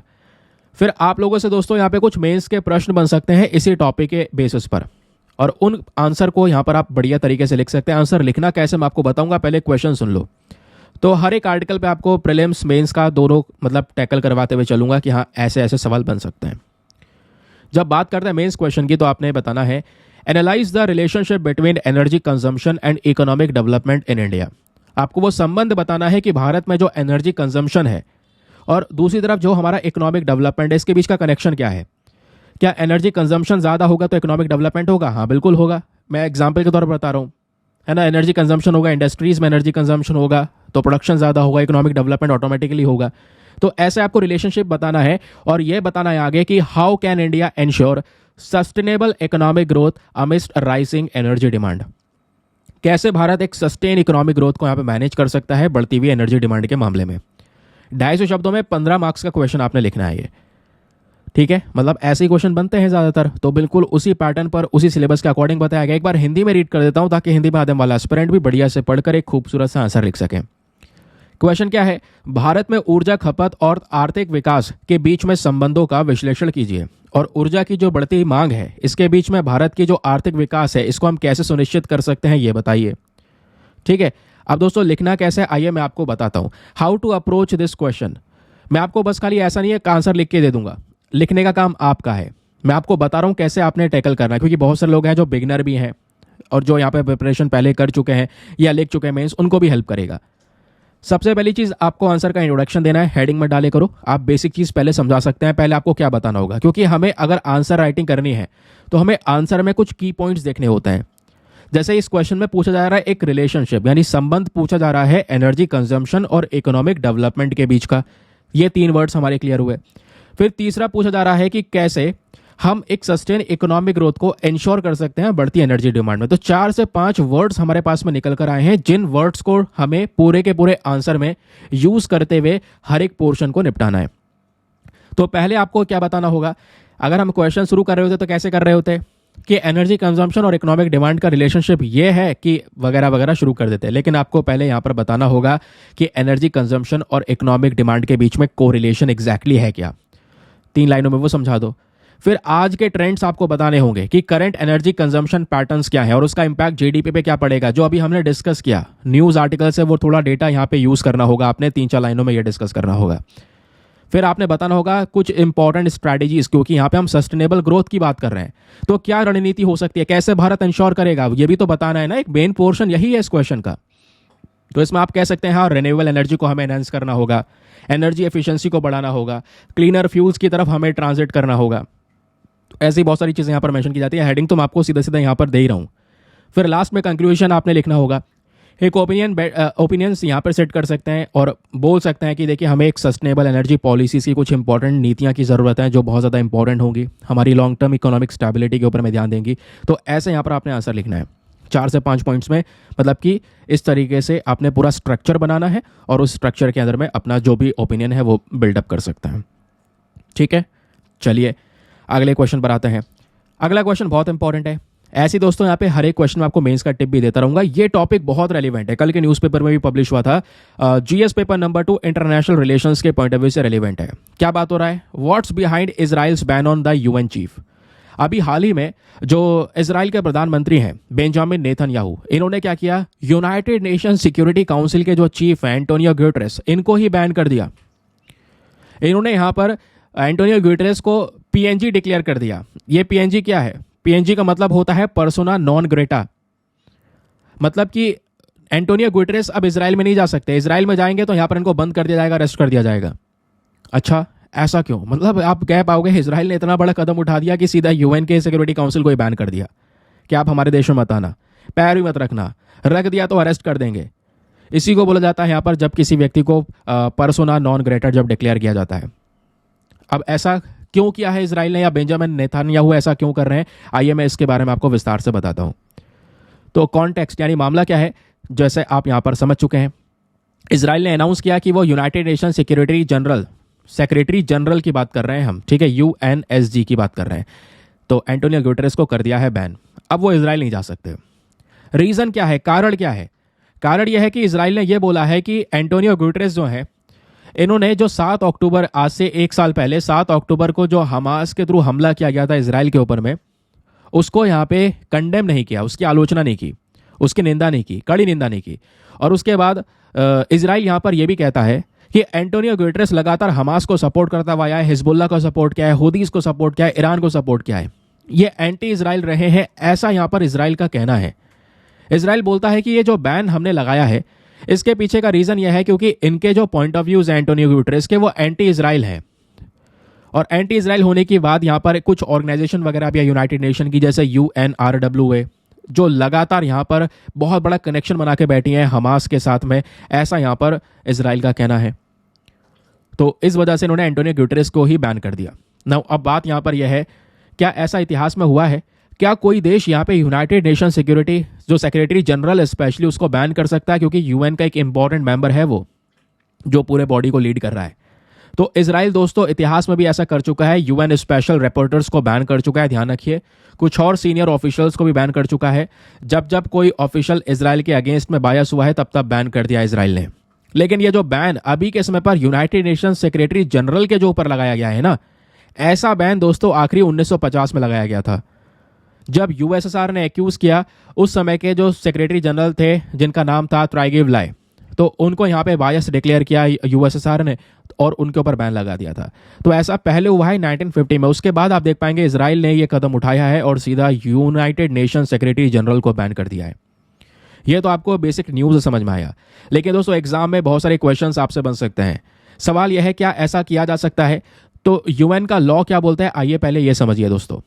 जो यूएन चार्टर है वो ये बोलता है, यूएन चार्टर का आर्टिकल 100 पैराग्राफ नंबर 2 ये कहता है कि हर एक यूनाइटेड नेशन का जो मेंबर है, अब यूनाइटेड नेशन के बहुत सारे कंट्रीज मेंबर है, मैक्सिमम सभी देश मेंबर्स हैं, तो यूएन का जो भी मेंबर होता है उसको रिस्पेक्ट करना होगा। सेक्रेटरी जनरल के जो इंटरनेशनल नेचर है उसको यहाँ पे एक्सेप्ट करना होगा, है ना। हम इस तरीके से यहाँ पर वो काम नहीं कर सकते, अपना इन्फ्लुएंस अपना जोर नहीं बनाना होगा इनके ऊपर में। ये सब कुछ नियम बोलते हैं आर्टिकल 100 के तहत, जहाँ पे रिस्पेक्ट करने की बात की गई है इनकी, लेकिन इसराइल ने ऐसा कुछ किया नहीं है। ठीक है, तो यहाँ पर ये यूएन चार्टर के बारे में क्वेश्चन बन सकता है, ध्यान रखिए। और सबसे इंपॉर्टेंट जो क्वेश्चन आपसे बनेगा अगर इस आर्टिकल से बना, तो सीधा आपसे पूछ लिया जाएगा कि बताइए यूनाइटेड नेशन सेक्रेटरी जनरल के बारे में। तो क्या क्या पूछा जा सकता है मैं आपको पहले से तैयार कर देता हूं। पहली चीज आप ये सुनिए कि यूनाइटेड नेशन सेक्रेटरी जनरल जो है एक इंपॉर्टेंट ऑफिसर माना जाता है पूरे यूनाइटेड नेशन का। ऐसा इंपॉर्टेंट इंफॉर्मेशन जिसका मेन काम है, जिसका मेन रोल है भाई शांति को बना के रखना है, सिक्योरिटी मेंटेन करनी है, इंटरनेशनल कोऑपरेशन करना है, तो उन सब के लिए इसी यूनाइटेड नेशन सेक्रेटरी जनरल के जो ओपिनियन है वो चलते हैं। ये जो यूएनएसजी है, अब क्वेश्चन ये है जैसे मान लो आज के समय पर एंटोनियो गुटेरेस हैं ये, तो इनको अपॉइंट वगैरह कैसे किया हो गया होगा। तो ध्यान रखिए दोस्तों, इस सेक्रेटरी जनरल का अपॉइंटमेंट हमारी यूनाइटेड नेशन जनरल असेंबली करती है। और जनरल असेंबली अकेले नहीं करती, जनरल असेंबली को बेसिकली रिकमेंडेशन दिया जाता है यूनाइटेड नेशन सिक्योरिटी काउंसिल की साइड से, जिसके अंदर टोटल 15 मेंबर्स हैं, 10 नॉन परमानेंट, 5 परमानेंट। याद आ रहा है ना सब कुछ, कनेक्ट कर लो इसको आपस में। तो यूएनएससी रिकमेंड करता है यूनाइटेड नेशन जनरल असेंबली को, और फिर यूएनजीए क्या करता है, हमारे यूनाइटेड नेशन सेक्रेटरी जनरल को अपॉइंट कर देता है। सर अब क्वेश्चन यह है कि ये कितने साल के लिए अपॉइंट होंगे? 5 साल के लिए दोस्तों यहाँ पर इनको ये पद दिया जाता है। तो कहोगे हम तो बहुत पहले से नाम सुन रहे हैं इनका कि भाई एंटोनियो गुटेरेस तो लंबे समय से चल रहे हैं, 5 साल से भी ज़्यादा हो गया, क्योंकि इनको रीअपॉइंट किया गया है। तो ध्यान रखिए यूनाइटेड नेशन सेक्रेटरी जनरल वैसे तो 5 साल का इनका टेन्योर है, लेकिन वापस से आगे 5 साल के लिए भी इनको रीअपॉइंट किया जा सकता है। अब यूनाइटेड नेशन सेक्रेटरी जनरल जो है ये क्या काम करते हैं, इनको न्यूट्रलिटी और इम्पार्शलिटी के सिद्धांत पे काम करना होता है। ठीक है भाई, कोई भी मैटर आया है, क्योंकि इनका ही मेन काम है शांति बना के रखना, सिक्योरिटी मेंटेन करना, इंटरनेशनल कोऑपरेशन करना, यूएन की बॉडी को लीड कर रहे हैं, तो डिसीजंस इनके कह सकते हैं मैटर करते हैं यार। तो न्यूट्रलिटी मेंटेन करना, निष्पक्ष रहना, उसके बाद में इम्पार्शल रहना, ये इनका मेन काम देखने को मिलेगा। नाउ अब देखिए, ये तो हमने जो भी डिस्कशन है वो कर लिया, लेकिन एग्जाम में क्वेश्चन कैसे बनेगा, है ना। तो मैं आपको पहले ही से बता दूं, तैयार कर देते हैं, क्वेश्चन सॉल्व कर लेते हैं। क्वेश्चन ये है, consider the following statements regarding the United Nation secretary general. आपको सभी को ये क्वेश्चन सॉल्व करना है दोस्तों। आपके पास में 3 स्टेटमेंट है यूएनएसजी को लेकर, बताना है कौन सा सही है। पहला, जो सेक्रेटरी जनरल होते हैं इनको अपॉइंट किया जाता है यूनाइटेड नेशन जनरल असेंबली के माध्यम से। क्या ये सही है या गलत है, बताइए आप सभी लोग। दूसरा स्टेटमेंट, जो सेक्रेटरी जनरल होते हैं इनका टर्म होता है 5 साल के लिए, इनको वापस से रीअपॉइंट भी किया जा सकता है, ये बताइए। तीसरा, सेक्रेटरी जनरल की मेन रिस्पॉन्सिबिलिटी होती है दुनिया भर में शांति और सिक्योरिटी को मेंटेन करना। बताइए तीनों स्टेटमेंट में से कौन कौन से स्टेटमेंट सही है। Option A 1 and 2 only, B 1 and 3 only, C 2 and 3 only, या फिर डी तीनों के तीनों सही है। फटाफट नीचे कमेंट सेक्शन में लिखो, वीडियो पॉज करो, इसका आंसर लिख दो, फिर उसके बाद आगे बढ़ते हैं। कर दिया वीडियो पॉज, लिख दिया आंसर, सही लिखा है ना, चलिए बताना सही लिखा है या नहीं लिखा है, आगे लिख देना। चलिए वैसे इसका आंसर क्या है, ऑप्शन नंबर डी, तीनों के तीनों स्टेटमेंट्स आपको करेक्ट आपको देखने को मिल जाते हैं। और ऐसे क्वेश्चन दोस्तों बहुत सारे पूछे गए हैं, चाहे वो यूनाइटेड नेशन सिक्योरिटी काउंसिल को हो या जनरल असेंबली को लेकर हो, समझ गए। अब यहाँ पर इसी आर्टिकल से मेंस क्वेश्चन भी बन सकता है, और वो कैसे बनेगा मैं आपको बता रहा हूं, और टिप्स भी दूंगा आगे कि कैसे यहाँ पर आपने वो लिखना होगा आंसर। क्वेश्चन क्या है, evaluate the challenges faced by United Nation secretary general in addressing global issues such as climate change, terrorism and pandemics. बहुत ज्यादा इंपॉर्टेंट क्वेश्चन है दोस्तों। क्या है, यहां पर आपने बताना है कि जो यूएनएसजी वाला ये पद है या जो ये सेक्रेटरी जनरल है वो कौन कौन सी समस्याएं आज के समय पर फेस कर रहे हैं। मतलब समस्याएं तो फेस कर रहे हैं, दुनिया भर में बड़े बड़े इश्यूज हैं, क्लाइमेट चेंज का है, टेररिज्म का है, पेंडेमिक्स का है, ये सब समस्याएं इनके सामने आई। तो उस जो चैलेंज इन्होंने फेस किया है और ये इन समस्याओं से लड़ नहीं पा रहे हैं, इस मामले को थोड़ा डिटेल से बताइए, और क्या क्या तरीके हो सकते हैं जो हम अपना कर यूएन का जो रिस्पॉन्स है इसको और ज़्यादा मजबूत कर सकते हैं, ये थोड़ा सा इसके बारे में उपाय सुझाएं। ठीक है, आज यूएनएसडी कहाँ पे फेलियर देखने को मिला और कैसे आप इसको मजबूत कर सकते हैं, ये आपसे पूछा गया। इंपॉर्टेंट क्वेश्चन है दोस्तों, जैसा सिनेरियो दुनिया भर में चल रहा है आज के समय से, उसके हिसाब से ही क्वेश्चन को यहाँ पे फ्रेम किया गया है। 250 मार्क्स का है, 15 मार्क्स में लिखना, 250 वर्ड्स का है, 15 मार्क्स में लिखना है। अगेन एक बार हिंदी में रीड कर देता हूँ ताकि एक बढ़िया क्लैरिटी मिले हिंदी माध्यम वाला एस्पिरेंट को। जलवायु परिवर्तन यानी क्लाइमेट चेंज, आतंकवाद और महामारी यानी पैंडेमिक और टेररिज्म। तो ये तीनों जैसी चीज़ें, ये तीनों दुनिया के मुद्दे हैं बड़े। इनको संबोधित करते हुए जो संयुक्त राष्ट्र महासचिव हैं यानी यूनाइटेड नेशन सेक्रेटरी जनरल, इनके सामने आने वाली जितनी चुनौतियां हैं उन चुनौतियों का मूल्यांकन करें, उनको इवैल्यूएट करें। दूसरा इसी क्वेश्चन का पार्ट है कि जो ये संयुक्त राष्ट्र है, इसका जो भी यहाँ पर ये प्रतिक्रिया है, इसको मजबूत करने के लिए हम क्या कर सकते हैं, उसका उपाय बताएं। अब आंसर लिखना कैसे है, how to approach this answer, चलिए मैं आपको बताता हूँ।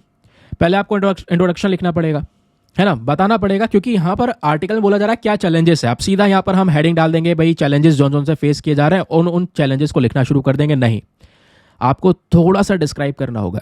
4 से 5 लाइन में आपको ग्लोबल चैलेंजेस बताने होंगे जो करंट समय पर वर्ल्ड फेस कर रहा है टेररिज्म, पैंडेमिक और क्लाइमेट चेंज को लेकर। फिर आपने बताना होगा यूनाइटेड नेशन में क्या खामियां हैं, लिमिटेशंस उसकी क्या है, उसके पास में रिसोर्सेज की कमी है ना, उसका स्ट्रक्चर आज के समय पर काफ़ी लिमिटेड हो चुका है, कोई पॉलिटिकल इश्यूज आ जाते हैं, तो ये चैलेंजेस आपने दर्शाने होंगे। इस वजह से ये बॉडी सही से काम नहीं कर पा रही है। तीसरा, यहाँ पे हमें इसका रिस्पॉन्स कैसे मजबूत करना है वो भी तो बताना है ना, मेन पॉइंट यही है। तो आप बता सकते हैं कि कैसे यहाँ पर अलग अलग मेंबर स्टेट्स को बीच में लाकर कोऑपरेशन करवाया जा सकता है, फंडिंग बढ़ाई जा सकती है, इनिशिएटिव्स इंक्रीज किए जा सकते हैं, टेक्नोलॉजी को ज़्यादा से ज़्यादा बेटर यूज़ किया जा सकता है अच्छे कोऑर्डिनेशन के लिए, है ना। फिर एट द लास्ट यहाँ पे कंक्लूजन आपने मेंशन करना है। उस कंक्लूजन में आपको यहाँ पे बताना होगा कि हमें एक ग्लोबल अप्रोच की ज़रूरत है, एक साथ सभी को साथ में लेकर आने की ज़रूरत है, सभी देशों को। अगर हमें चैलेंजेस को टैकल करना है तो सभी देश मिलकर काम करेंगे तभी होगा। एक अकेला यहाँ पर सोचेगा मैं सही सब सही कर दूंगा तो ऐसा नहीं होगा। एक अकेला देश सोचेगा मैं पोल्यूशन बंद कर दूंगा तो दुनिया का पोल्यूशन खत्म हो जाएगा, ऐसा कुछ नहीं होने वाला। सबको साथ में आना पड़ेगा। तो इस तरीके से यहाँ पे दोस्तों आप आंसर को फ्रेम कर सकते हैं। क्लैरिटी मिल गई? तो ध्यान रखिए, ये सब टिप्स आपको बहुत हेल्प करने वाली हैं आगे। मैं अपना एक्सपीरियंस यहाँ पर आपको दे रहा हूँ, तो आई होप आपको हेल्प करेगा। चलिए अगले न्यूज़ आर्टिकल पर आते हैं। कल के न्यूज़पेपर में एक आर्टिकल प्रेजेंट था जहाँ पे ब्रेन्स एंड ब्राउन के बारे में डिस्कशन हुआ है। एक डंकी आपको ये दिख रहा है, ये जो डंकी है ना काफ़ी स्पेशल है दोस्तों, इसको लेकर पूरा पर्टिकुलर पेज डेडिकेट किया गया था कल। और जीएस पेपर नंबर 3 एनवायरमेंट के पॉइंट ऑफ व्यू से टॉपिक इंपॉर्टेंट है। तो दोस्तों ये जो डंकी है ना, इसका एक प्रॉपर नाम है जिसको बोलते हैं हलारी डंकी। क्वेश्चन बन सकता है यहाँ से। तो हलारी डंकी काफ़ी ज़्यादा सुंदर होते हैं, जैसा ये दिख रहा है ना, ये एक एआई इमेज है, ये वाला डंकी नहीं है। हलारी डंकी को अगर आपको एग्जैक्टली देखना है, फोटोज कौन सी होती हैं, ये वाली होती हैं। वाइट कलर का ये डंकी होता है जिसका नाम दिया गया है हलारी डंकी। काफ़ी सुंदर होता है। और आज के समय पर ये हलारी डंकी की जो ब्रीड है ये गुजरात के अंदर में हालार रीजन में ही देखने को मिलती है, उसके अलावा कहीं पाई नहीं जाती। गुजरात में ही पाया जाता है दोस्तों ये डंकी, इस वजह से एग्जाम के लिए ज़्यादा इंपॉर्टेंट हो जाता है। और आज के समय पर दोस्तों 500 से भी कम हलारी डंकी की संख्या बची हुई है। इस वजह से ये डंकीज की पॉपुलेशन हो जाती है बहुत ही ज़्यादा रेयर। आज कहाँ पे देखने को मिलेगी? गुजरात के सौराष्ट्र रीजन में, स्पेशली जामनगर और द्वारका डिस्ट्रिक्ट की अगर हम लोग बात करें तो यह है इंडिया का मैप, यह है हमारा गुजरात। गुजरात को जूम करके देखेंगे तो दोस्तों यहाँ पर यह आपको नजर आएगा, यह है जामनगर, यह है द्वारका। तो ये दोनों रीजन्स आपको देखने को मिल जाएंगे जहाँ पे इन हलारी डंकी की अच्छी खासी पॉपुलेशन अवेलेबल है। वैसे गुजरात के कई सारे रीजन्स में भी ये हलारी डंकी पाया जाता है, क्योंकि पॉपुलेशन 500 से कम है, तो इस वजह से ये इंपॉर्टेंट है, ध्यान रखिए। ये जो डंकी है वाइट कलर के होते हैं और बाकी सारी ब्रीड्स के कंपैरिजन में काफ़ी ज़्यादा अलग होते हैं। अलग इसलिए है क्योंकि ये डोंकीज दोस्तों काफ़ी इंटेलिजेंट होते हैं, माना जाता है काफ़ी होशियार हैं, सोशल एनिमल हैं। इनका एक बहुत बड़ा क्लोज बॉन्ड देखने को मिलता है इंसानों के साथ में। और इन डंकीज का सबसे ज़्यादा इस्तेमाल होता है ट्रांसपोर्ट नीड्स को पूरा करने के लिए, यानी कि कोई सामान ढुलवाना है, लोड करवाना है, तो उसके लिए यहाँ पर इन डंकीज का यूज़ किया जाता है। एक बार फिर फोटो देख लो, वाइट कलर के इस तरीके से ये हलारी डंकीज आपको देखने को मिल जाते हैं। नाउ क्वेश्चन यह है, इन डंकी का यूज़ किया जाता है, मतलब इस्तेमाल वगैरह क्या होता है? तो जो हमारे लोकल्स हैं वो क्या करते हैं, इन हलारी डंकी को यूज़ करते थे। पहले अगर हम इतिहास में बात करेंगे तो डैम वगैरह बनाने में इनका इस्तेमाल होता था, सामान वगैरह ढुलवाया जाता था, किले वगैरह बनाए जाते थे, टेम्पल के हिल टॉप जो ऊपर बनाए जाते थे उनके लिए डंकी का यूज़ होता था। बाकी यहाँ पर दोस्तों इनकी जो स्ट्रेंथ है ना वो बहुत ज़्यादा गजब की है। स्ट्रेंथ ऐसी है कि भाई यहाँ पर आप कह सकते हैं कि बहुत ज़्यादा हैवी लोड्स को भी ये कैरी कर सकते हैं, बहुत बड़े बड़े पत्थर हो गया, सैंड हो गया, उसको कैरी कर सकते हैं। इन डंकी का सबसे ज़्यादा यहाँ पर उपयोग किया गया है जो भारवद और राबरी पैस्ट्रोलिस्ट हैं उनके माध्यम से। ध्यान रखिए, ये मेन कम्युनिटीज़ हैं, ये मेन कम्युनिटीज़ हैं जो इस डंकी का यूज़ करती हैं। प्रीलिम्स में क्वेश्चन बन जाएगा, हम सोचेंगे यार कहाँ से आया है ये सवाल, है हमारे चर्चाओं में, करंट अफेयर्स में ही, न्यूज़पेपर में है। अब दोस्तों यहाँ पे ये पैस्ट्रोलिस्ट कौन होते हैं? जो चारवाई होते हैं, गाय भैंस यहाँ पे चरवाते हैं, है ना, मैदान में, घास को फील्ड में, तो उसको बोलते हैं पैस्ट्रोलिस्ट। तो पैस्ट्रोलिस्ट में दोस्तों भारवद और राबरी कमेटी, ये दो मेन कम्युनिटीज़ आपको देखने को मिलेंगी जो इन डंकी का इस्तेमाल करती हैं और अपने एनिमल्स के ऊपर में जो लगेज वगैरह है वो कैरी करती हैं जब भी यहाँ पर माइग्रेशन वगैरह करते हैं, स्पेशली तब की बात कर रहे हैं। इतना ही नहीं, इन डंकी का इस्तेमाल किया जाता था कुम्हार, यानी जो पॉटर हैं, हमारे पॉटर कम्युनिटी है, वो भी यहाँ पर इसका यूज़ करती थी ताकि वो जो पॉटरी वर्क है अपना वो जामनगर रीजन में थोड़ा और ज़्यादा एक्सपांड कर सके, उसके लिए भी डंकी का यूज़ होता था। अब दोस्तों इस डंकी की इकोनॉमिक वैल्यू ना सुनकर आप थोड़ा सा शॉक होंगे। देखो, इस हलारी डंकी का जो प्राइस है वो पिछले कुछ समय पर इतना ज़्यादा बढ़ चुका है कि आज के समय पर 1 लाख रुपये से इंक्रीज हो गया है। दुनिया भर में, दुनिया भर बोला हूँ, इंडिया भर में जो इस डंकी की डिमांड है ना वो बढ़ गई है। रीज़न यह है इस डंकी के डेयरी की वजह से। इस डंकी से जो मिल्क मिलता है और उस दूध से जो बनते हैं बाकी सारे प्रोडक्ट्स, पनीर वगैरह, उसके बेनिफिट्स बहुत सारे हैं। आप इमेजिन कीजिए, हलारी डंकी का जो मिल्क होता है ना, इसका प्राइस कितना है। ये मिल्क थोड़ा सा मीठा होता है और बोला जाता है इंटरनेशनल मार्केट में इस हलारी डंकी के मिल्क का प्राइस है 7,000 रुपये पर केजी, या 7,000 रुपये पर लीटर, आप कह सकते हैं 7,000 रुपये लीटर यहाँ पर इस मिल्क का प्राइस है। और स्पेशली इस दूध का यूज़ किया जाता है कॉस्मेटिक यूज़ के लिए, जो कॉस्मेटिक्स के सामान बन रहा है स्पेशली उन चीज़ों के अंदर में। फिर बात आती है कंजर्वेशन एफर्ट्स की, क्योंकि बचे भाई 500 के आसपास हैं, तो क्या कोई कदम हमने उठाया इनको बचाने के लिए या नहीं, तो उसके बारे में सुनिए दोस्तों। एक सहजीवन ट्रस्ट करके यहाँ पर चीज़ शुरू की जाती है गुजरात के एनिमल हस्बेंड्री डिपार्टमेंट के साथ में कोलैबोरेट करके, और इसका मेन काम यही है हलारी ब्रीड्स के जो डंकीज़ हैं इनकी प्रोटेक्शन की जा सके। उसके अलावा जो ये हलारी डंकी हैं दोस्तों, इनकी ब्रीडिंग वगैरह करवाई जा रही है ताकि यहाँ पर इनकी पॉपुलेशन को बढ़ाया जा सके। और यहाँ पे मेंशन ये भी किया जा रहा है क्योंकि ये हलार रीजन में ही पाए जाते हैं, तो वहाँ पे जो हमारी गवर्नमेंट्स हैं वो भी एक स्पेशल ध्यान दे रही है, स्टेट गवर्नमेंट भी ध्यान दे रही है कि भाई इन हलारी डंकी की जो पॉपुलेशन है वो खत्म ना हो जाए, इनको प्रॉपर प्रोटेक्शन दिया जाए। तो कंजर्वेशन स्टेटस ये इसका बेसिकली देखने को मिल जाता है। चलिए फिर अब देखिए आते हैं यहाँ पर एक क्वेश्चन की तरफ। तो यहाँ पे ना कोई ज़्यादा बड़ा क्वेश्चन बनेगा नहीं, आसान सा क्वेश्चन बनेगा जिसको आप आराम से सॉल्व कर पाएंगे, ठीक है। तो सवाल यह है, which of the following states is primarily known for the Halari donkey breed. कौन सा राज्य ऐसा है जो हलारी डंकी ब्रीड के लिए जाना जाता है, वहीं पर देखने को मिल जाती है। तो इसका सही उत्तर यहाँ पे ऑप्शन नंबर बी गुजरात हो जाएगा। हो सकता है आपके जो दूसरे एग्जामिनेशन है, वनडे एग्जामिनेशन है, वहाँ पर भी पूछ लिया जाए, ठीक है। चलिए दोस्तों अगले न्यूज़ आर्टिकल पर आते हैं। अगला आर्टिकल हमारा बहुत ही ज़्यादा काम का है। यहाँ पर यह topic GS paper number 1 geography के पॉइंट ऑफ व्यू से इंपॉर्टेंट है। बात हो रही है 6 डिकेड ओल्ड, यानी कि 60 साल पुराना जो कैनाल सिस्टम है हीराकुंड डैम का, उस डैम को दोस्तों यहाँ पर आज इस समय पर रिनोवेट किया जाएगा, वापस उसमें सुधार किया जाएगा क्योंकि डैम बहुत पुराना हो चुका है। प्रॉब्लम्स हो सकती हैं, आगे बड़ा हादसा हो सकता है, तो उसके लिए रिनोवेशन किया जाएगा।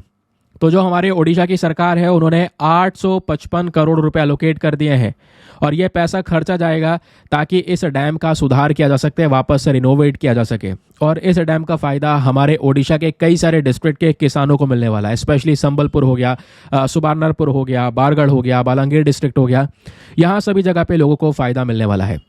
और इस पूरे प्रोजेक्ट का मेन पर्पज़ क्या है? रिनोवेशन करना। 2027-28 तक दोस्तों इसका रिनोवेशन चलने वाला है। इस पूरे कैनाल सिस्टम को वापस रिनोवेट किया जाएगा जिससे यहाँ पर जो वेस्टेज वगैरह है, पानी का वेस्टेज वगैरह, वो बहुत कम होगा और अच्छी तरीके से पानी का उपयोग करके हम अपने किसानों को सिंचाई के लिए, इरिगेशन के लिए दे सकेंगे। वो बेसिकली यहाँ पर इस आर्टिकल में डिस्कशन हुआ है। लेकिन एग्जामिनेशन के पॉइंट ऑफ व्यू से क्या ये आर्टिकल इंपॉर्टेंट है? हाँ, एग्जाम के लिए इंपॉर्टेंट है, लेकिन इस आर्टिकल में से कुछ नहीं मिलेगा, अलग से आपको रिसर्च करनी पड़ेगी। करने की ज़रूरत नहीं है, मैं बैठा हूँ, मैं आपको ये सब चीज़ें प्रोवाइड करवा रहा हूँ। तो हमारे एग्जाम के पर्सपेक्टिव से जानना होगा इस हीराकुंड डैम के बारे में। इंडिया का एक सबसे लंबा डैम कहलाया जाता है, लॉन्गेस्ट डैम आपको ये देखने को मिल जाएगा, ठीक है।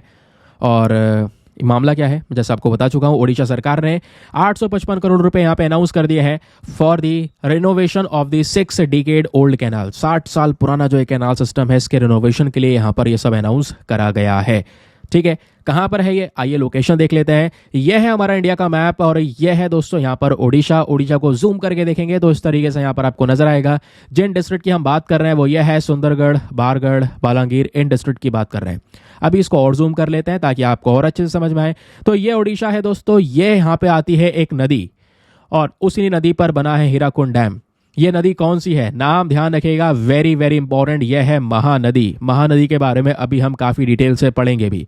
तो महानदी ये गुजर रही है, यहीं पर हीराकुंड डैम बन रहा है और उस हीराकुंड डैम मतलब बना हुआ है, ऑब्वियस सी बात है। इस हीराकुंड डैम के जो फायदे हैं दोस्तों इसी पर्टिकुलर रीजन में मिलते हैं, समझ गए। चलिए अब आगे आते हैं। अब थोड़ा सा हीराकुंड डैम के बारे में बेसिक फैक्ट जान लेते हैं। भाई आने वाले समय पर एक आध क्वेश्चन मिल गया तो सॉल्व तो कर पाएंगे ना, और ऐसे सवाल बने हैं पहले भी, ध्यान से सुनते हुए चलिएगा, आगे क्वेश्चन मिलेगा। हीराकुंड डैम कहाँ पर सिचुएटेड है, ओडिशा के अंदर में जो संबलपुर है वहां से 15 किलोमीटर दूर महानदी के ऊपर। तो ये रहा यहाँ पर दोस्तों ओडिशा, ये रहा संबलपुर, यहाँ से 15 किलोमीटर दूर जाएंगे हीराकुंड डैम है। ये कौन सी नदी पे बना है, क्योंकि ऑब्वियस ही बात है बांध है तो नदी पे बनेगा, और वो बना है महानदी रिवर के ऊपर में। बताया जाता है हीराकुंड डैम दुनिया का सबसे लंबा अर्थन डैम है। इसका जो स्पान है वो है 26 किलोमीटर। 26 किलोमीटर तक दोस्तों यहाँ पर ये डैम फैला हुआ है। लॉन्गेस्ट अर्थन डैम ग्लोबली यहाँ पर इसको बोला जाता है। हीराकुंड रिजर्वायर की बात करेंगे तो इस डैम की वजह से एक झील बनती है, उसको बोला जाता है मैनमेड झील। ठीक है, जो झील बनती है पीछे उसको बोला जाता है एशिया की सबसे बड़ी झील है, नाम ही उसका हीराकुंड लेक रख दिया गया है। ठीक है, ये बात क्लियर हो गई।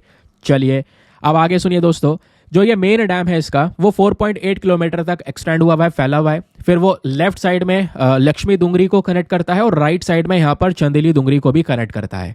ठीक है, इंडिया का ये पहला मल्टीपर्पज प्रोजेक्ट था दोस्तों, ध्यान रखिए।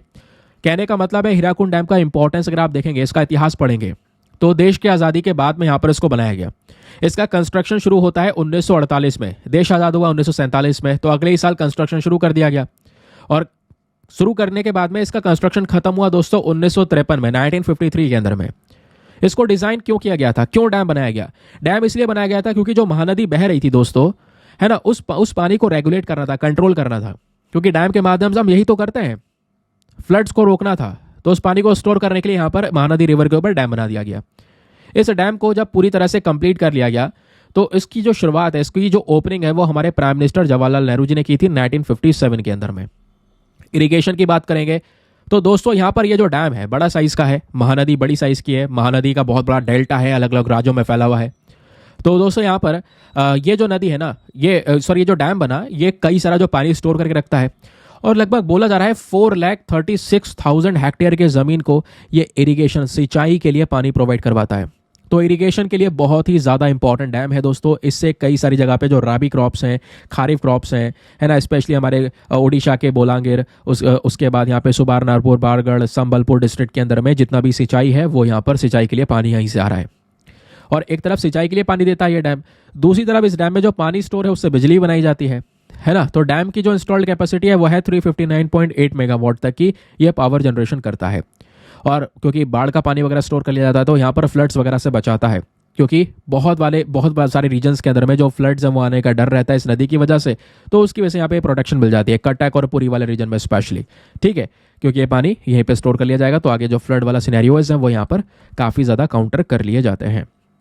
ठीक है, अभी यहाँ पर क्या हो रहा है, इसी कैनाल को दोस्तों यहाँ पे वापस से रिनोवेट करने की बात की जा रही है ताकि जो पुराना है उसको वापस से सही किया जा सके। नाउ अब बात क्या हो रही है, देखो ये जो पूरा डैम बना है महानदी के ऊपर बना हुआ है। तो महानदी रिवर के बारे में बेसिक फैक्ट्स आपसे पूछे जा सकते हैं जो एग्जामिनेशन में प्रीलिम्स में आपको हेल्प करेगा। जैसे महानदी रिवर दोस्तों ध्यान रखिए हमारे ईस्टर्न सेंट्रल इंडिया की, क्योंकि ओडिशा ऑब्वियसली बात है ईस्टर्न साइड पर है, ये हमारा ईस्टर्न साइड है, ये हमारा वेस्टर्न साइड है, ऊपर यहाँ पे हो गया आपका नॉर्थ और नीचे हो गया साउथ। तो ओडिशा ईस्टर्न साइड पे है नहीं है, बिल्कुल है। तो दोस्तों ईस्टर्न साइड पे ही यहाँ पर कह सकते हैं ईस्टर्न सेंट्रल इंडिया में महानदी रिवर के ऊपर महानदी रिवर आपको देखने को मिल जाएगी। ये आपको यहाँ पे नजर आएगी, ये है महानदी रिवर। ठीक है, इस तरीके से आ रही है कटक से होते हुए और कई सारे रीजन्स में होते हुए बे ऑफ बंगाल यानी बंगाल की खाड़ी में नदी खाली हो जाती है, गिर जाती है। महानदी जानी जाती है हीराकुंड डैम के लिए। हीराकुंड डैम के बारे में बेसिक फैक्ट हम जान ही चुके हैं। ये जो रिवर है, जो महानदी है, ध्यान रखिए कुछ स्टेट से गुजरती है। पीछे आपको छत्तीसगढ़ राज्य भी दिख रहा होगा, तो छत्तीसगढ़ से भी आती है दोस्तों। छत्तीसगढ़ ओडिशा से होते हुए फाइनली बे ऑफ बंगाल के अंदर में ये नदी जाकर खाली हो जाती है। लेकिन क्या केवल 2 ही राज्यों से बहती है? केवल छत्तीसगढ़ और ओडिशा से ही बहती है? नहीं। इस नदी का आप देख पाओगे दोस्तों बहुत बड़ा एक्सेस फैला हुआ है, क्योंकि ये नदी वैसे बह रही है, इसके आसपास बहुत सारी इसकी सहायक नदियाँ आती हैं और सहायक नदी मिल जाती है ना। कहने का मतलब है ये हमारी मेन महानदी है, इसकी लेफ्ट और राइट साइड से भी छोटी छोटी नदियाँ आकर जो उसमें मिल जाती हैं उसको बोलते हैं सहायक नदी, यानी ट्राइब्यूटरीज। समझ गए? तो ध्यान रखिए दोस्तों, जब हम लोग बात करते हैं ये हमारा इंडिया का हिस्सा बोला जाता है, इसको बोलते हैं पेनिनसुलर इंडिया। पेनिनसुला क्या होता है? ज्योग्राफिकल टर्म है।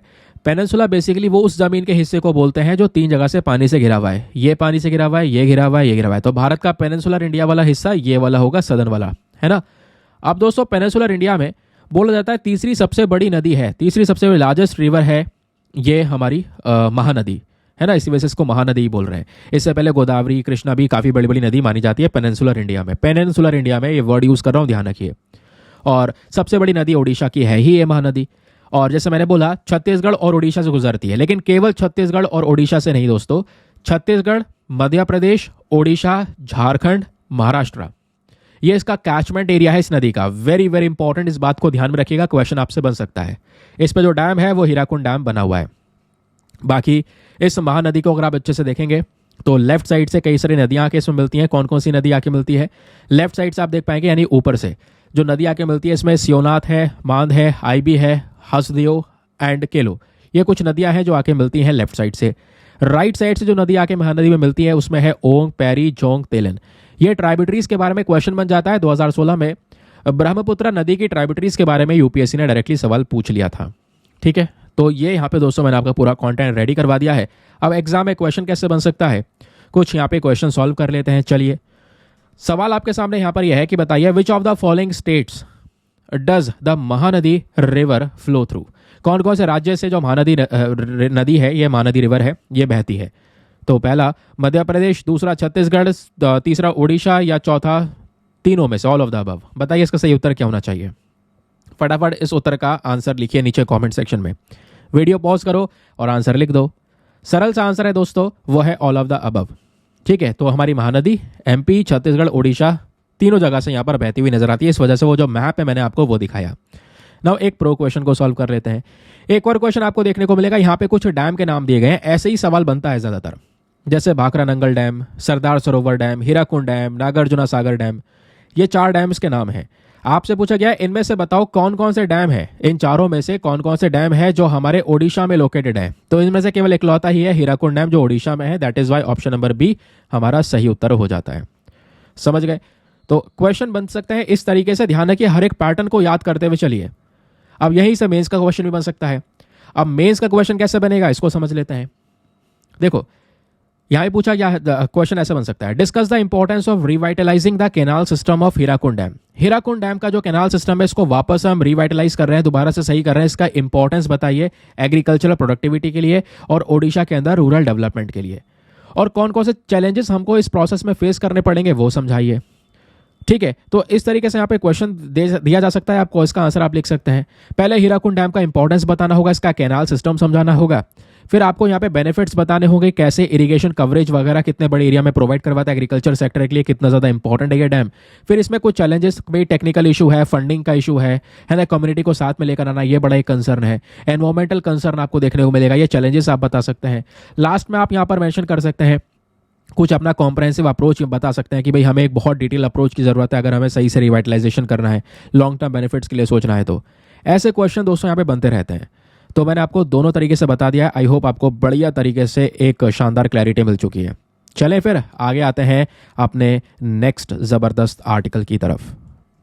और वो आर्टिकल आता है ये, world bank mulls 27 of the 30 ideas on MDB by G20 independent group. Very very important. क्यों? यहाँ भी बोला जा रहा है जो G20 ग्रुप है, G20 का एक ग्रुप आता है इंडिपेंडेंट ग्रुप, बताऊंगा इसके बारे में। तो इस ग्रुप ने अपने 30 आइडिया शेयर करे वर्ल्ड बैंक के साथ में, और वो 30 आइडिया किस चीज को लेकर है? मल्टीलेटरल डेवलपमेंट बैंक्स को लेकर। मल्टीलेटरल डेवलपमेंट बैंक आपका इंटरनेशनल मॉनेटरी फंड वगैरह वगैरह, ऐसे बहुत सारे बैंक्स है ना, यही बताऊंगा आगे, डोंट वरी। ये सब बैंक का मेन पर्पस है गरीबी को कम करना, है ना, डेवलपमेंट प्रोजेक्ट लगाना। तो इन बैंक में सुधार की जरूरत है। तो उन बैंक की सुधार के लिए 30 आइडिया G20 के इंडिपेंडेंट ग्रुप ने वर्ल्ड बैंक के साथ में शेयर करे। अब दोस्तों वर्ल्ड बैंक ने बोला चलो ठीक है, 30 आइडियाओं में से हम 27 आइडिया के ऊपर विचार करेंगे। तो वर्ल्ड बैंक आज के समय पर 27 आइडियाज के ऊपर विचार कर रहा है। मूल मतलब विचार करना, यह विचार कर रहा है, जो कि एक अच्छी बात है। और विचार करने के बाद में सोचा जाएगा कि भाई कैसे इन मल्टीलेटरल डेवलपमेंट बैंक्स के अंदर में रिफॉर्म्स किया जा सकता है, कैसे सुधार किया जा सकता है। रिफॉर्म्स कुछ इस प्रकार से करेंगे ताकि हमारे जितने भी कंट्रीज हैं उनको इन मल्टीलेटरल डेवलपमेंट बैंक्स के ज़्यादा से ज़्यादा बेनिफिट मिल सके। तो इसके आधार पे दोस्तों ये पूरा काम चल रहा है। अब एग्जामिनेशन में बहुत सारे क्वेश्चन यहां से बन सकते हैं, वो सब चीज़ आपको बताऊंगा, लेकिन पहले आपको ये न्यूज़ समझना होगा सही से। हमारी यूनियन फाइनेंस मिनिस्टर है निर्मला सीतारमण जी, इन्होंने हाल ही में वर्ल्ड बैंक के इस स्टेप को बहुत ही ज़्यादा प्रेज किया है। कौन सा स्टेप? वही जैसे मैंने आपको बताया, जो 30 आइडिया दिए गए वर्ल्ड बैंक को हमारे मल्टीलेटरल डेवलपमेंट बैंक्स में सुधार करने के लिए, उस 30 में से 27 आइडिया पे विचार करने के लिए वर्ल्ड बैंक रेडी हो चुका है। तो विचार करेगा तो आगे ज़रूर से कुछ शेयर भी करेगा डिटेल्स कि हाँ भाई ऐसे सुधार कर सकते हैं। तो ये सब आइडिया वर्ल्ड बैंक को किसने दिया? G20 के इंडिपेंडेंट एक्सपर्ट ग्रुप ने। तो क्वेश्चन आपसे बन सकता है इंडिपेंडेंट एक्सपर्ट ग्रुप के बारे में, ये बेसिक चीज़ पता होनी चाहिए। ये क्या है दोस्तों? सुनिए दोस्तों, इंडिपेंडेंट एक्सपर्ट ग्रुप का जो मेन फोकस, प्राइमरी फोकस होता है, वो क्या होता है? हमारे मल्टीलेटरल डेवलपमेंट बैंक्स को मजबूत करना। और इसी पर्टिकुलर ग्रुप का एक रिकमेंडेशन है कि भाई हमें क्या चाहिए, अब मल्टीलेटरल डेवलपमेंट बैंक्स के अंदर में सुधार करने होंगे ताकि हम जो एक्सट्रीम पॉवर्टी है, गरीबी वगैरह, इसको जल्दी से जल्द एलिमिनेट कर सकें। नाउ बड़ी देर से हम मल्टीलेटरल डेवलपमेंट बैंक का नाम जप रहे हैं, तो मल्टीलेटरल डेवलपमेंट बैंक होता क्या है, चलिए यहाँ पर पहले ये समझ लेते हैं। मल्टीलेटरल डेवलपमेंट हमारे इंटरनेशनल फाइनेंशियल इंस्टीट्यूशंस होते हैं, ठीक है, इंटरनेशनल लेवल की बॉडी है जिसको कई सारी कंट्रीज ने मिलकर यहाँ पे बनाया हुआ है। और ये बैंक क्या करते हैं, उन देशों को फाइनेंशियल सपोर्ट प्रोवाइड करवाते हैं। फॉर एग्जाम्पल आपका वर्ल्ड बैंक ग्रुप भी आज इसमें आ जाता है, एशियन डेवलपमेंट बैंक भी इसमें ही है, अफ्रीकन डेवलपमेंट बैंक हो या European bank for reconstruction development bank, ऐसे बहुत सारे बैंक्स क्रिएट करे गए हैं जो कि फाइनेंशियल सपोर्ट करते हैं अपने मेंबर्स को। तो ऐसे सभी बैंक्स में सुधार की जरूरत है। ये बात यहाँ पर वर्ल्ड बैंक आज के समय पर इसके ऊपर विचार कर रहा है। अब वर्ल्ड बैंक होता कौन है विचार करने वाला? सुनिए वर्ल्ड बैंक के बारे में। वर्ल्ड बैंक एक बहुत इंपॉर्टेंट बॉडी है दोस्तों। वर्ल्ड बैंक ग्रुप आज के समय पर माना जाता है यूनाइटेड नेशन की एक स्पेशलाइज्ड एजेंसी है जिसको बनाया गया था 1944 में। वर्ल्ड बैंक का हेडक्वार्टर कहां पर है? वॉशिंगटन डीसी में। बहुत ज्यादा इंपॉर्टेंट पॉइंट, ध्यान रखिए। और ध्यान रखिए दोस्तों, जब वर्ल्ड बैंक को आप देखते हैं ना, तो हमेशा नीचे IBRD और IDA लिखा हुआ होता है। रीजन क्या है? रीजन यह है कि वर्ल्ड बैंक इन दोनों के बिना कुछ नहीं है। ये दोनों बॉडीज मिलकर वर्ल्ड बैंक बनाती हैं। IBRD और IDA ये दोनों अलग अलग हैं, ये दोनों मिल जाएं तो वर्ल्ड बैंक बना देती हैं। तो दोस्तों केवल IBRD और IDA ही नहीं, ऐसी बहुत सारे इंस्टीट्यूशंस वर्ल्ड बैंक के अंदर में आते हैं। मैं आपको बता दूं, 5 इंस्टीट्यूशंस, 5 संस्थाएं हैं जो वर्ल्ड बैंक के अंडर में आती हैं। पहला है IBRD, जिसका नाम अभी हम ले ही रहे थे, इसको बोलते हैं international bank for reconstruction and development. दूसरा है IDA, इसको बोलते हैं इंटरनेशनल डेवलपमेंट एसोसिएशन। तीसरा आता है यहाँ पर दोस्तों इंटरनेशनल फाइनेंस कॉर्पोरेशन। चौथा है मल्टीलेटरल गारंटी एजेंसी। पांचवा है international centre for the settlement of investment disputes, ICSID। ये 5 इसके इंस्टीट्यूट्स होते हैं, ध्यान रखिए। और इन 5 में से जो ऊपर के 2 हैं IBRD और IDA, इन दोनों को अगर हम मिला दें तो जाके हमारा वर्ल्ड बैंक बन जाता है। वैसे इन 5 के 5 इंस्टीट्यूट्स के बारे में बेसिक फैक्ट अगर आप ध्यान से थोड़ा सा याद रखेंगे कि भाई इनका रोल क्या है, तो आप ये समझेंगे। जैसे IBRD को बनाया गया 1945 में, IDA को बनाया गया 1960 में, दोनों मिलकर यहाँ पे बना देते हैं वर्ल्ड बैंक। अब इसका मेन पर्पस क्या है? देखिए, जैसे इसका मेन पर्पस है कि जो भी यहाँ पर रिफॉर्म्स वगैरह है वो करना है ना। IDA का मेन पर्पस है इंस्टीट्यूशन लीगल रिफॉर्म्स करना। IFSC का मेन पर्पस क्या है? जो प्राइवेट सेक्टर डेवलपमेंट है वो करना। तो ऐसे यहाँ पर इनके अलग अलग पर्पस देखने को मिल जाते हैं। तो ध्यान रखिए, जो डेवलपिंग कंट्रीज हैं, लो इनकम कंट्रीज हैं, उनको सपोर्ट करने का काम है। तो सवाल यह है, इंडिया वर्ल्ड बैंक का हिस्सा है? बिल्कुल है। क्या इंडिया इन सभी 5 के 5 इंस्टीट्यूट का हिस्सा है? यहां से एक इंपॉर्टेंट क्वेश्चन बन सकता है, तो आपको ध्यान रखना है, नहीं, हम इन 5 में से केवल 4 का हिस्सा है, ICSID को छोड़कर। तो लास्ट वाले को छोड़ दें तो बाकी 4 का भारत जो है एक मेंबर है। इंडिया बस खाली ICSID का मेंबर नहीं है। रीजन क्या है? रीजन यहां पर यह है कि भारत ये मानता है कि ICSID जो काम करने का तरीका है, इसका जो स्ट्रक्चर है, वो डेवलप्ड कंट्रीज के प्रति ज्यादा बायस है, इस वजह से हमने इसको ज्वाइन नहीं किया। और ध्यान रखना है एक बात और, अगर कोई देश को, आपको पता होना चाहिए, अगर कोई पर्टिकुलर कंट्री है तो मान लो उसे वर्ल्ड बैंक का हिस्सा बनना है, तो वर्ल्ड बैंक ग्रुप का हिस्सा बनने के लिए पहले उस देश को इंटरनेशनल मॉनेटरी फंड का मेंबर बनना पड़ेगा। तो भारत पहले IMF का मेंबर बनेगा, फिर उसके बाद वर्ल्ड बैंक का मेंबर बनेगा, जो कि बन चुका है। स्पेशली मैं आपको बता रहा हूं एग्जाम्पल के तौर पर। अब वर्ल्ड बैंक के मेन फंक्शंस क्या है? आपको लोन वगैरह प्रोवाइड करवाना, गारंटी, एडवाइजरी, एडवाइस प्रोवाइड करवाना, स्पेशली जो मिडिल इनकम कंट्रीज है, लो इनकम कंट्रीज है, उनको सपोर्ट करने का ये काम करता है। ठीक है, जो वर्ल्ड बैंक बना था, एक बड़ी कॉन्फ्रेंस बैठक बैठी थी, उस दौरान बना था। उस कॉन्फ्रेंस को हम बोलते हैं ब्रेटन वुड्स कॉन्फ्रेंस, ये बात ध्यान में रखिएगा। ठीक है, इस तरीके से हमें वर्ल्ड बैंक का फॉर्मेशन हुआ, ये मैंने आपको बता दिया। इंडिया भी इसका एक फाउंडिंग मेंबर है। और उसके बाद जैसे यहाँ पे मैं आपको बताया, इसके यहाँ पर 5 इंस्टीट्यूट्स देखने को मिल जाते हैं, है ना। इसमें अलग अलग इंस्टीट्यूट हैं जिनके अलग अलग यहाँ पर मेन फोकस होते हैं। वर्ल्ड बैंक जब बात करते हैं तो IBRD और IDA को मिलकर वर्ल्ड बैंक बनता है, और सबको मिला दें तो बन जाता है वर्ल्ड बैंक ग्रुप। तो आपसे पूछा जाए कि वर्ल्ड बैंक ग्रुप में कौन से हैं, आपसे अगर मान लो क्वेश्चन बन जाए कि वर्ल्ड बैंक ग्रुप में बताओ कौन से इंस्टीट्यूट आते हैं, तो आप सोचो कि यार वर्ल्ड बैंक 2 बॉडी से मिलकर बनता है, IBRD और IDA।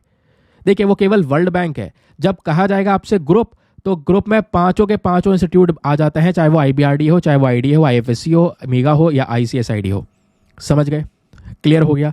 फंक्शंस की बात करेंगे तो मैं आपको बता ही चुका हूं। वर्ल्ड बैंक और भारत का एक इंपॉर्टेंट कनेक्शन दोस्तों पहले बैठ चुका है, जरा वो क्या है देखा, ध्यान सुनिए। ये समय था 1949 का। 1949 में भारत ने सबसे पहली बार वर्ल्ड बैंक से लोन लिया था अपने इंडियन रेलवेज को डेवलप करने को लेकर। वर्ल्ड बैंक ने इंडिया को कई सारी चीज़ों में सपोर्ट किया है, मल्टीपल फील्ड्स में भारत को सपोर्ट करता है वर्ल्ड बैंक, जैसे चाहे वो एग्रीकल्चर हो, infrastructure, health, education, rural development हो गया, या ऑयल और गैस एक्सट्रैक्शन फैसिलिटीज़ को डेवलप करना हो गया। इन सब चीज़ों में वर्ल्ड बैंक भारत को सपोर्ट करता है। कई सारे प्रोजेक्ट्स आज भारत में चल रहे हैं जो सीधा वर्ल्ड बैंक के थ्रू फंडेड हैं। जैसे पहला है प्रधानमंत्री ग्राम सड़क योजना, वर्ल्ड बैंक ने फंड किया है। National Ganga river basin project हो गया, ईस्टर्न डेडिकेटेड फ्राइट कॉरिडोर हो गया, Bihar Kosi flood recovery project हो गया, grid connected rooftop solar programme project हो गया। ये बहुत सारे प्रोजेक्ट्स हैं जो सीधा सीधा वर्ल्ड बैंक ने सपोर्ट कर रखे हैं। इस बात को ध्यान में रखना होगा। अब देखिए, यहां से ना बहुत इंटरेस्टिंग क्वेश्चन बन सकता है। ये क्वेश्चन आपके सामने है, आपको इसको अटेम्प्ट करना है। क्वेश्चन क्या है? Which of the following institution is a part of world bank group? ये 4 इंस्टीट्यूट्स के नाम दिए गए, इन चारों में से बताइए कौन सा इंस्टीट्यूट है जो वर्ल्ड बैंक ग्रुप का हिस्सा है। इसका सही उत्तर क्या होगा? IMF, IFSC, WTO या बताइए BIS? Which of the following institute is a part of world bank group? फिर से बोल रहा हूं, तो आप देखेंगे IMF, यार ये अलग बॉडी है, वर्ल्ड ट्रेड ऑर्गेनाइजेशन भी अलग है, बैंक फॉर इंटरनेशनल सेटलमेंट भी अलग है। बचा ये, हाँ, इंटरनेशनल फाइनेंस कॉर्पोरेशन IFC। हाँ, ये दोस्तों यहाँ पर ऐसा इंस्टीट्यूट है जो वर्ल्ड बैंक ग्रुप का हिस्सा है, ध्यान रखिए। क्लियर हो गया। अब देखिए, यहाँ पे कुछ और क्वेश्चन आपसे बन सकते हैं कि जो इंटरनेशनल डेवलपमेंट एसोसिएशन है IDA, क्योंकि जो वर्ल्ड बैंक है IBRD और IDA से मिलकर बनता है, हमें पता है। तो जो हमारा IDA है, इसका रोल क्या है ये आपने बताना है। क्या ये प्राइवेट सेक्टर इन्वेस्टमेंट पे फोकस करता है? क्या ये लो इंटरेस्ट लोन देता है वर्ल्ड के पूरेस्ट कंट्री को? जी सही बात है, यहीं पर रुक जाओ, ज़्यादा डिटेल से जाने की जरूरत नहीं है, क्योंकि मैं बार बार ये बात बोल रहा था, जो हमारी लो इनकम कंट्रीज है, मिडिल इनकम कंट्रीज है, पुअर कंट्रीज है, गरीबी को कम करना है ना, पूरेस्ट कंट्रीज को यहाँ पर सही से उनके अंदर में सही प्रोजेक्ट चलाना, तो ये सब मेन पर्पज है हमारा IDA का। तो ऑप्शन नंबर भी हमारा सही है, बाकी यहाँ पर सारे स्टेटमेंट्स गलत हैं। आई होप आपको बढ़िया तरीके से यहाँ पर एक क्लैरिटी मिल चुकी है इस पर्टिकुलर आर्टिकल को लेकर। ऐसे कुछ आर्टिकल्स और भी हैं दोस्तों यहाँ पर, जिसका डिस्कशन हम लोग कल करेंगे। थोड़े आर्टिकल्स को कल इंक्लूड करेंगे, वीडियो ज़्यादा लेंथी हो गया है, इस वजह से यहाँ पे हमें रुकना होगा। आज के सेशन में दोस्तों मैक्सिमम आर्टिकल्स आपको पता होगा कल के न्यूज़पेपर के भी हैं, क्योंकि हमारा मेन पर्पज़ यह है कि हम न्यूज़पेपर को अच्छे से कवर करें। तो आज के न्यूज़पेपर में कुछ इतनी खास बात नहीं थी। हमने कल का परसों का न्यूज़पेपर पूरी तरह से एनालाइज किया और भी खोला है, उसे अच्छे से चेक किया है, तो देखने को मिला कुछ आर्टिकल्स बहुत इंपॉर्टेंट है। तब से यहाँ पर एक डिसीजन ये लिया गया कि अब से दोस्तों यहाँ पे आपका जो करंट न्यूज़पेपर है, जैसे आज का न्यूज़पेपर, वो तो कंप्लीट होगा। उसके साथ साथ यहाँ पर एक दिन पहले के जो अखबार होंगे उनको भी एक बार फिर से एनालिसिस करने के बाद में, क्योंकि हमारे पास में टाइम लिमिटेड होता है, सभी के पास में है, सभी के पास में टाइम लिमिटेड है यार। मॉर्निंग में 3, 4, 5 घंटे मिलते हैं, उसमें आपको एनालिसिस करके अपलोड करना होता है। तो हर चीज़ अगर टैकल नहीं होती है, मतलब कहने का मतलब है कि अगर ऐसा लग रहा है कुछ छूट गया है, तो एक बार फिर से शाम को हम लोग एनालाइज कर लें। जैसे आज का अखबार है, शाम को एक बार और एनालाइज कर लिया जाएगा, कुछ इंपॉर्टेंट वगैरह है उसको फिर कवर कर लिया जाएगा। तो ऐसे ही ना एक मतलब स्ट्रॉन्ग इनिशिएटिव हो जाएगा ये कि भाई हाँ, कुछ छूटेगा ही नहीं। अगर कुछ छूट गया है तो कल कवर हो जाएगा, नहीं छूटा है तो आपका आज ही कवर हो जाएगा। सिंपल हो गया है ना। तो आई होप आपको ये इनिशिएटिव भी पसंद आएगा, जिससे मैंने आपका न्यूज़पेपर एनालिसिस बहुत स्ट्रॉन्ग कर दिया है। क्वेश्चन लगा दिए हैं, मेंस के क्वेश्चन है, प्रीवियस ईयर क्वेश्चन है, प्रीलिम्स क्वेश्चन है, एक्सपेक्टेड क्वेश्चन है, बहुत सारी चीज़ें यार। प्रैक्टिस हो रही है लगातार, यही सब चीज़ आपको मॉक टेस्ट में मिल जाएंगी आने वाले समय पर। कोचिंग सेंटर यही तो मॉक टेस्ट बना कर देंगे, जिसके लिए आप हज़ारों रुपये पे करोगे। इससे अच्छा डेली बेसिस पे इनको लगाओ क्वेश्चंस को। चलिए, अब बात यहाँ पर आता है, यहाँ पर हमारा लास्ट वाले प्रैक्टिस क्वेश्चन का। क्वेश्चन ये था, होराइजन 2047 जो कमिटमेंट है, ये हाल ही में न्यूज़ में देखने को मिला, ये किस चीज़ से एसोसिएटेड है? तो उसका सही उत्तर यह है दोस्तों, ये भारत और फ्रांस के बीच का स्ट्रेटेजिक पार्टनरशिप है, इस बात को ध्यान में रखिएगा। समझ गए? तो ये पर्टिकुलर जो रोड मैप तैयार किया गया है, ये प्लान है भारत और फ्रांस के बीच का, जिस प्लान के तहत हमारा मेन पर्पस है दोनों देशों के बायलैटरल रिलेशनशिप को मजबूत करें, स्पेशली डिफेंस, स्पेस और न्यूक्लियर एनर्जी के सेक्टर में।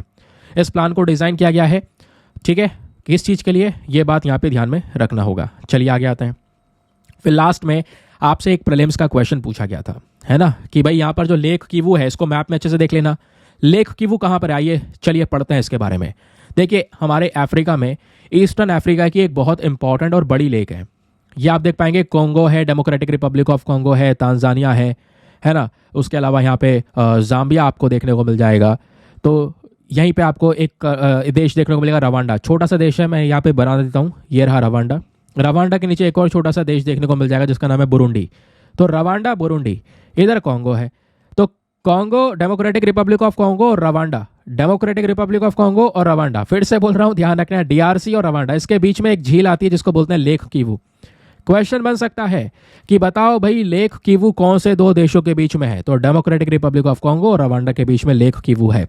रवांडा की सबसे बड़ी झील यहाँ पे कह सकते हो, और अफ्रीका की छठी सबसे बड़ी झील है ये लेक कीवू, ठीक है।